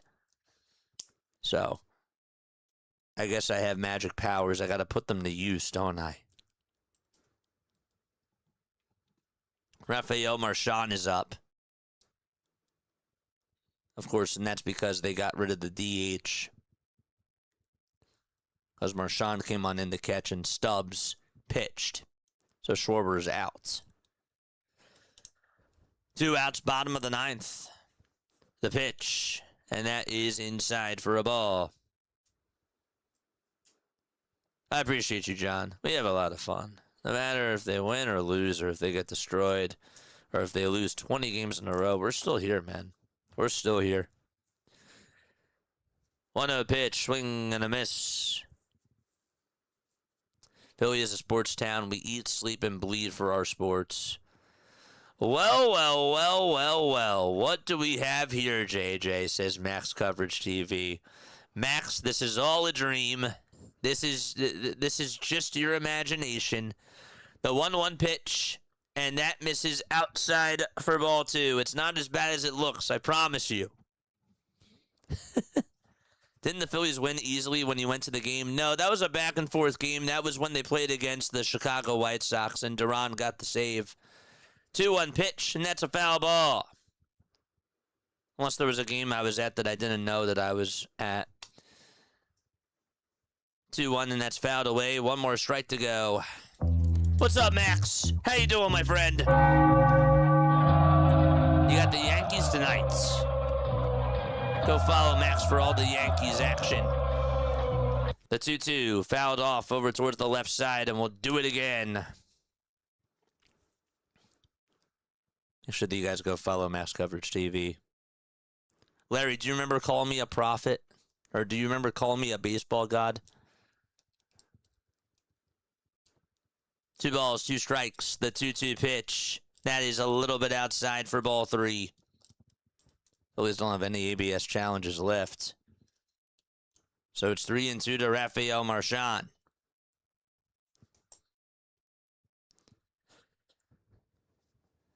Three and two is the count, and the payoff pitch, swing and a miss, and the ball game is over. All right, so the Phillies lose by a final score of 12-4 to the Miami Marlins. King comes on in for the ninth inning and gets the final 3 outs, and the Phillies game is done. I can't wait for this. Keep it clean in the chat, but one word that you would use to describe that baseball game would be blank. How would you describe that baseball game? We got thoughts. We got a post-game show. Don't you worry. We'll give all our thoughts on Andrew Painter and on the Philadelphia Phillies. And with this game, I just want to say, when it comes to looking at this from an outside perspective, or when you zoom on out, they did take 2 out of 3 against the Marlins. I expected them to do that. They did the minimum of what I expected them to do. So they did win the series. Couldn't take out the brooms today. It would have been nice if they were able to do so. But in the whole picture of things, you did take 2 out of 3, which is what you were expected to do. And they did that. So, but yeah, one word that you would use to describe this game: poor, pitiful, lacking, painterific. It's a Sonic. Yeah. Poor. How about atrocious? Fireable.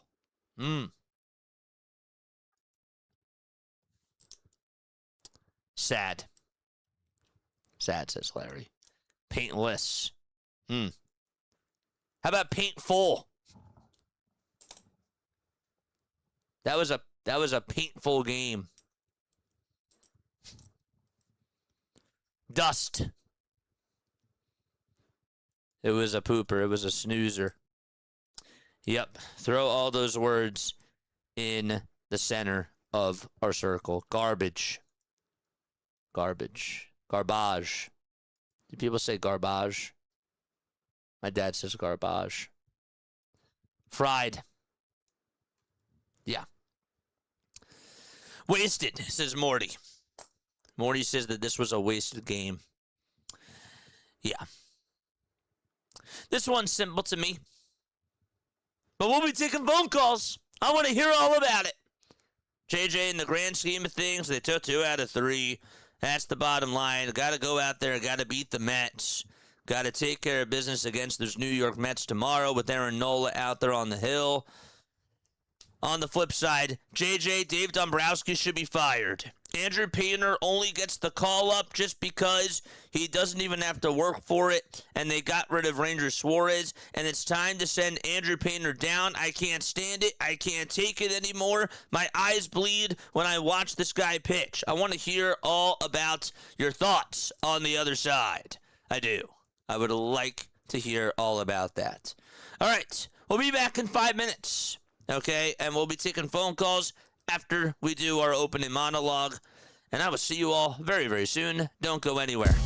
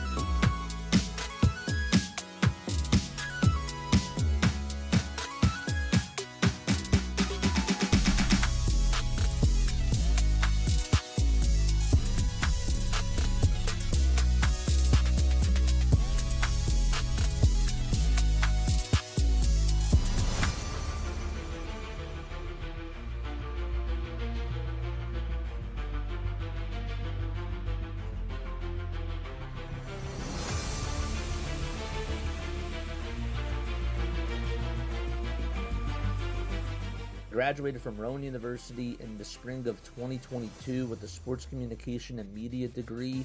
I got to actually call minor league baseball and G League basketball games while I was in school. And then I graduated, and as soon as I graduated, I went to NFL Films in Mount Laurel, New Jersey. And as much as I loved that experience, I miss putting on the headsets. I decided, you know what, talk is cheap. I have a laptop that's in my house, and so 21 months later, here we are, still on YouTube, calling games and building an incredible, loving community on here with the people that I call my Philly freaks with a capital P and a capital H. We go live for every single Phillies, Sixers, and Eagles game, and we do it like old school radio play-by-play style. I'm Jason Joseph, and this is Play-by-Play with JJ. I showed a swung on, barreled out to right field. Bye-bye baseball. That baby is long gone. Oh, man. The Phillies got punched in the mouth. They got knocked out. They got kicked to the ground by the Miami Marlins. They got beaten up in all aspects. Oh, yes, they did. And the Marlins put up 12 runs today, and they beat the Phillies by a score of 12-4. This game was an hour old heading on into the third inning. It was a 6-4 ball game. The Marlins put up 2 in the top of the first. The Phillies tied it back in the bottom of the first, and then the Marlins put up 4 in the top of the second against Andrew Painter. And we're going to get to Andrew Painter in just a little bit. But then the Philadelphia Phillies put up 2 in the bottom of the second. The Marlins made a lot of mistakes in that bottom of the second inning, and the Phillies did put up 2 runs there. But they were just quiet the rest of the day.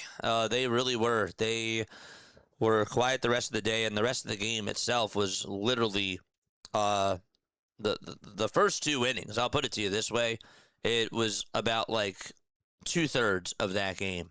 That was really crazy to me when you really think about it. Almost 2/3, which is just unbelievable. Alcantara gets the win. He's now 7-4 on the season, and Andrew Painter is now 1-8 on the season. Okay, where do we begin? Yeah, first and foremost, hit the thumbs up button, hit the subscribe button as well. Turn on the bell icons too. After my monologue is done, I want to hear from you people. I want to hear from the Philly freaks themselves, because I feel like that you guys have a lot of thoughts about this game, and I'm sure that you have a lot on your chest that you would like to release. So come on here. This is a venting session, and there's a lot that we can talk about. Okay, so first and foremost, they took 2 out of 3 against the Marlins. That was what was asked of them to do. They did that, and today was a missed opportunity. Okay.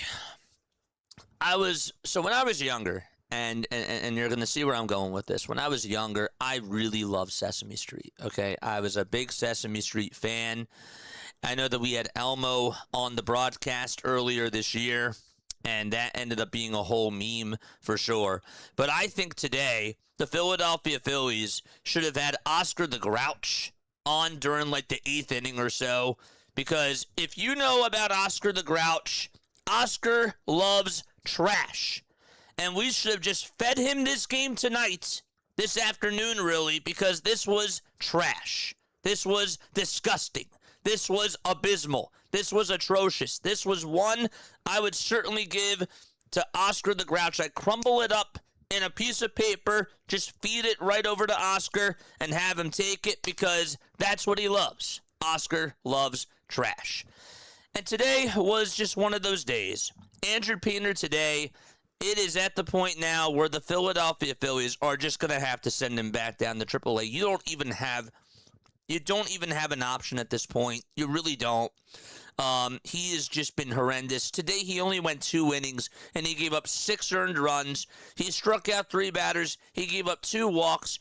A lot of his pitches, chat, were missing out over the middle of the plate. They were not even close. And he was just so off today, where even if you had JT out there, or you could have had anybody catching, he still would have been missing his spots. It doesn't matter who was out there catching for him. This guy was all over the map. and he left so many pitches out over the middle of the plate. The one nuke by Owen Casey, that ball was just absolutely drilled. Guys are hitting shots 396 feet against him, 426 feet, 406 feet. They were really just getting all over Andrew Painter today. I said heading on into the game, it's a great thing that they have the bullpen ready for this, and I'll be honest with you, the bullpen really overall did not look as good from an overall perspective either. But they were going to have to go to their bullpen today. We all knew it. We all saw it, and we sort of penciled in this game as one of those games where the Philadelphia Phillies probably were not going to take it, just because of how awful Andrew Painter has been. But now it's time to send this guy back down to AAA. Clearly, he has lost his confidence. He doesn't have anything going for him right now. And I feel so bad for him. I really do. But he has just not been good. He hasn't been good at all whatsoever. You can see it when he's out there on the bump, that he looks like he's confused. He looks like he's stressed. He looks very scared. And he just knows that guys are just going to hit his pitches because they're right out over the middle. They're just right there. And he has to go back down to AAA. You can't keep up with this. You literally had, when you were going up against Jacob Mizorowski in his last game, right? And Miz was pitching really well. Andrew Painter started off the second inning. If Andrew Painter was doing well, he wouldn't come on in during the second inning. They were just delaying the inevitable. And today was one of those games where you said, yeah, this was one of those where it doesn't matter where you are with this whole Andrew Painter thing. You can just clearly see he just does not have his stuff. If you were like on the fence about Andrew Painter and you were like, well, what other option do they have? At this point, call up whoever you have to. Call up Alan Rangel. Because clearly this is just not getting it done. It's not getting it done at all whatsoever. Couldn't even go 3 innings today. That's how bad it was. Your bullpen had to pitch 7 innings. Tanner Banks sucked. Tanner Banks was horrendous. And he just continues to have a really bad season for the Philadelphia Phillies. And I can't necessarily understand how he got to doing pretty good last year to the point where they get rid of Matt Strahm, and then Tanner Banks and Jose Alvarado become their higher leverage guys. Their best left-handed pitcher out of the bullpen is by far Tim Meza. And I don't know why they don't see that.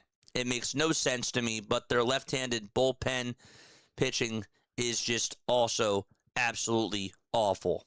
Banks gave up a couple of really bad pitches out over the middle of the plate, including the one home run to Joe Mack. That ball was crushed. Fastball down the middle, teed it up, bam, goodbye. This was a missed opportunity for the Philadelphia Phillies, I thought, today. But also at the same time, the fact that Andrew Painter just did as bad as he did, you needed your offense to pretty much carry you and put up like 12 runs in order for you to win this game. And it just was not going to happen. Now, I wasn't necessarily happy with the offense after the second inning when it came to facing Sandy Alcantara. I thought that, yes, he settled on in, but I also really just did not like the at-bats that this team was putting up. I thought that they had a couple of chances to drill some pitches, and they just were not able to do so.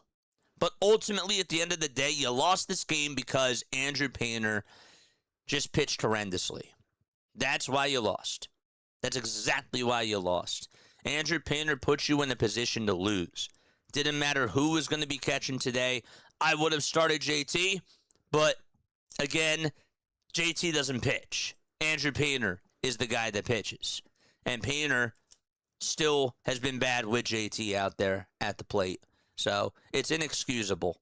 It's just bad. And I feel really bad for Andrew Painter, but this was just such a horrendous performance by the Phillies all the way around. Also, I found it really weird that Don Mattingly decided to put in Chase Shugart at first and then after it was in that ninth inning. He ended up taking them out, and he had Garrett Stubbs get the final out. I mean, why not just put Garrett Stubbs in for the ninth inning at that point? I don't know. Made no sense to me. I don't know why he just didn't do that.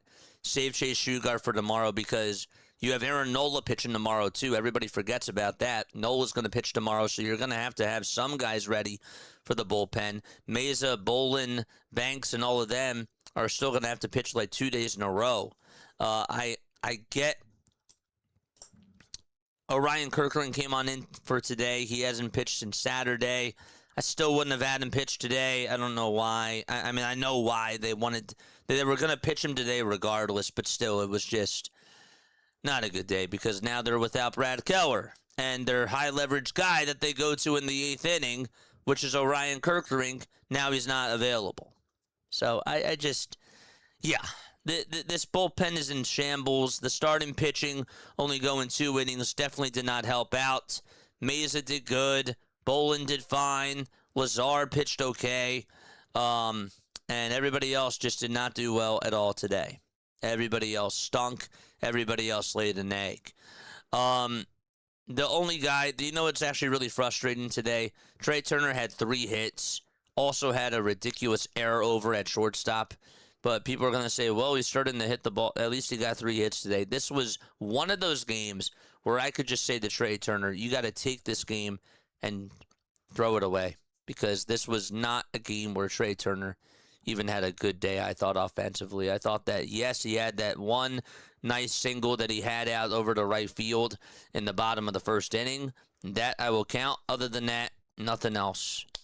They played really bad. They struck out 12 times today.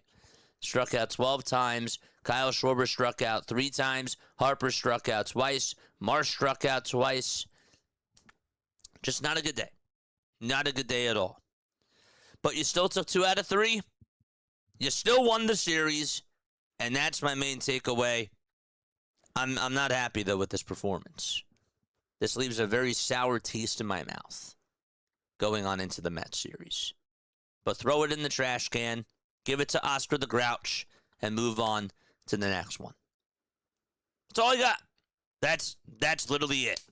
Calling into the show, and let me know what your thoughts are on this ball game. Andrew Painter's now 1-8 on the season. This guy has not won a game since his first start. It's been since his first start since he won a game. You have to go back to March 31st. That was his best outing of the season, and he has just lost it. All right, let's take some phone calls. Let's take some phone calls right now. All right, we got 484 over on the JJ hotline. 484, really bad game today by the Philadelphia Phillies. Just a horrendous game from Andrew Painter. Your thoughts? This is Craig calling. What's up, Craig? How you doing, man? I'm doing great, man. How are you doing? Besides the game today, I'm doing very, very well. I'm always happy to see Chad. I'm always happy to be on here. It's a blessing. That's awesome, brother. Good to hear. Yes, Good sir. to hear. I just want to say, like, when it comes to Andrew Painter, I like you said recently, he needs to go back down to AAA. And when it comes to Nola, if there's no offensive support, then, we're looking at a tough season coming up. Craig. There's no way to sugarcoat it. We can't, look around it and be like, okay, this season's going to be all right. We're going to be fine. We need another starting pitcher. We need somebody that's going to step up and be able to be like, hey,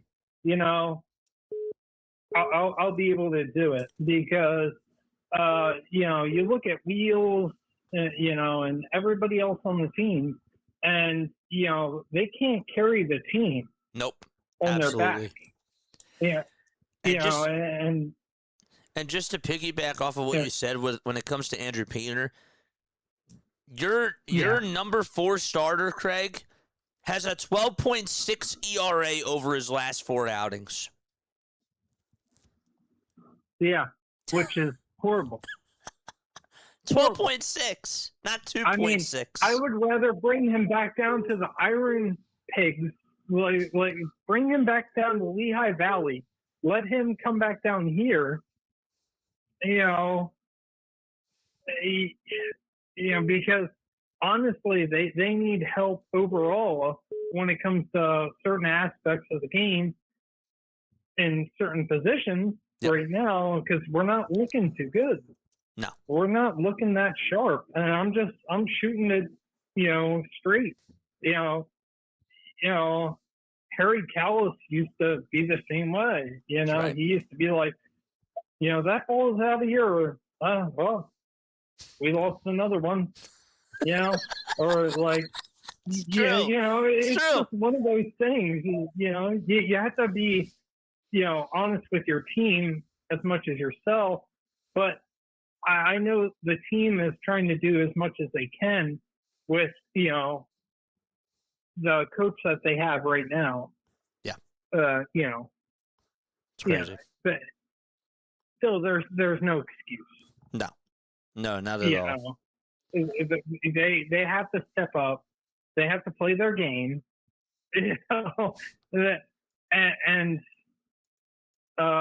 Trey Turner needs to step up his game too. Man, that guy. Yeah. He hounds me sometimes. But I tell you what, a few takeaways from this series. We got 2 out of 3. Yes. Yes. A good look at it is, at least, we're looking up. We're not looking down. We're still in the thick of it. When it comes to it, we're gonna be there at the end, and no matter what, Philly fans are going to be Philly fans, and those that are, strong and, stay there, that are faithful, we're going to be there. Absolutely. So, that's what it's about. And, thank you for, everything you do on, YouTube, and, it's just awesome. It's incredible because, some people just don't have the ability to be able to, watch games. Maybe they're listening in. Well, Craig, and I appreciate that so much, man. I really, really do. Yeah. I love doing this. I love being able to create a community on here. We have a really cool one, and it's nice to be able to bring people together to just have them talk in the chat while also call the game. I mean, Hardcore said it like months ago. This is like a virtual bar, and I'm just so happy that we've been able to grow the community, and we've been getting so many Philly faithful freaks on here. Really, it's just been incredible.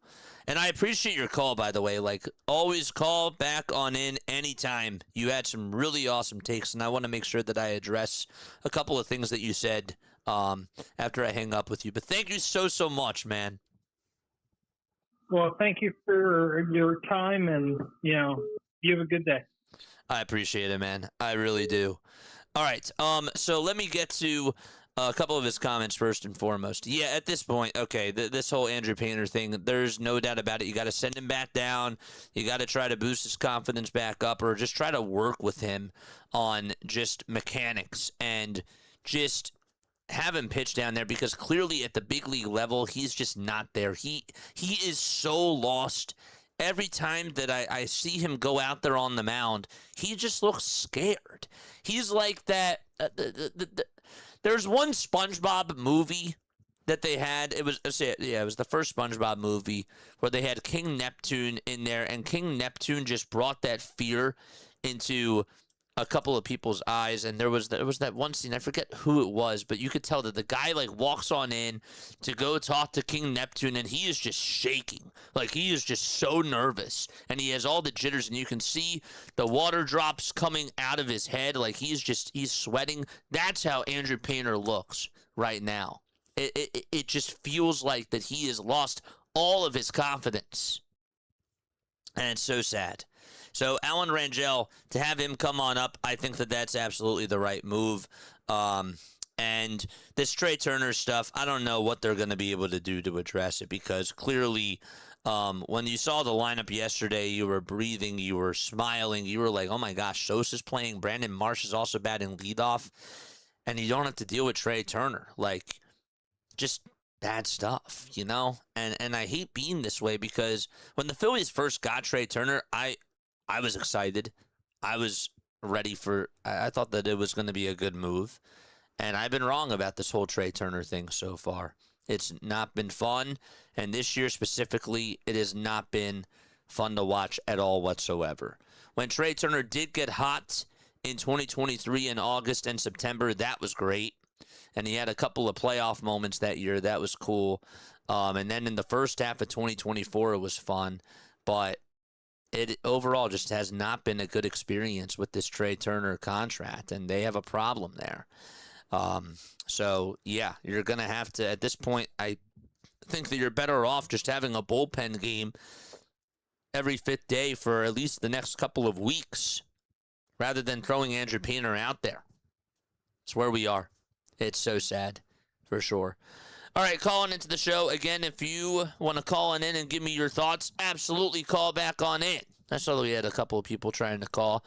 I just wanted to make sure that I addressed the both of those things, though.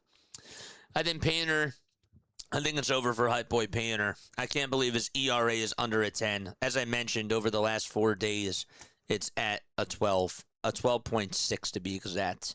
All right, we got Scott over on the line. Scott, man, a bad day today. They do take 2 out of 3 in this series against the Miami Marlins. But after today's game, how are you feeling? Oh my gosh, this one's bad. Oh, I could hear that anger in your voice right there. I could hear that. That's I felt that. I felt that, man. Yep, Painter needs to. Bye-bye. Goodbye. Don't let the door hit you, right? Exactly. Don't let the door hit you on the way out. Yep, that's right. Yeah. No, he was horrendous today, and at this point, like, you can't even bring him back out for another game. They have to DFA him. And I'm sure that he's going to be hit hard. He's actually being interviewed right now by the media. They have got to be tough on him. Yeah. Oh, yeah. Oh my gosh. Yep. Dude. Crazy. Absolutely. What else? What are some of your other thoughts, though, on today's game? Well, I thought that the players did not play well at all today. No, they Any didn't of have a them. good day. No. Well, I hope they do better with the Mets. That's all I have to say. Pretty much. yeah. Well, I mean, Bohm did have a couple of nice hits today. I want to make sure that I acknowledge that. I thought that he did good offensively. Stott did have a couple of hits, too, and he did good. Well, But the overall offense, you're right. But other than that, no. Yeah, I hear you. Nah, this is one that you just gotta toss it, and you gotta move on to the next one. Bring on the Mets. You gotta go to the gloves. Yes, absolutely. But how's everything else going, Scott? How you doing, man? I'm doing well. Nice. I got your pictures, by the way. You what? I got your pictures, by the way. I just wanted to say. It looked like you had such a great time.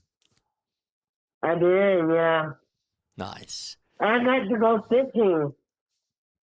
What'd you say? I was able to go fishing. Oh, you were able to go fishing. That's cool. Did you catch any fish? Yeah. I did. Nice. That's so cool. Dude, I'm so happy that you had a great time. Well, hopefully they get the win tomorrow. Yeah, they've got to. And they've got to get a series win at least. Again. Yep. I know. I hear you, man. Scott, always love to hear from you, man. Call back on in at any time. Love you so much, buddy. Have a great rest of your day. Go, Phils. All right, bud. I'll see you tonight. See you tonight, man. Shout out to Scott, man. Awesome stuff. Awesome stuff. Yeah. Andrew Painter, goodbye. Goodbye. And again, I hate feeling this way because I was really high on Andrew Painter, but at this point, he just can't pitch at the major league level. It makes me sad. It makes me angry. It does. I want nothing but the best for Andrew Painter. He's just so lost. So lost. All right, we'll read a couple of messages. Catch you later for Diamond Zone. Great call as always. Thank you so much, man. I appreciate it. I really do. Thoughts on giving someone from the minors a shot at starting JJ? Yeah, I mean, you said it before with Alan Rangel. I'm ready for it at this point. I'm willing to try things. They're gonna have to obviously go for a starting pitcher now. I think that's pretty much inevitable. I think that I'm all for, like, before I was 50-50 about getting a right-handed bat and going after a starter. Clearly, you got to go after a starter. It's not even close. Do whatever you can to get Tarek Skubal over to Philadelphia. I'm doing it. I'm hitting that button. I'm going all in on Skubal. Good luck to the Philadelphia Phillies to try to get Skubal. And I know that it's going to be probably a rental, but you know what? I'm doing it. I am definitely doing it. All right, love you all so much. Thank you all so much for tuning on in. That's going to wrap it up for me. I will be back on later tonight. I will be doing Diamond Zone for sure. And I will catch you all on the next one. Bye. Take care.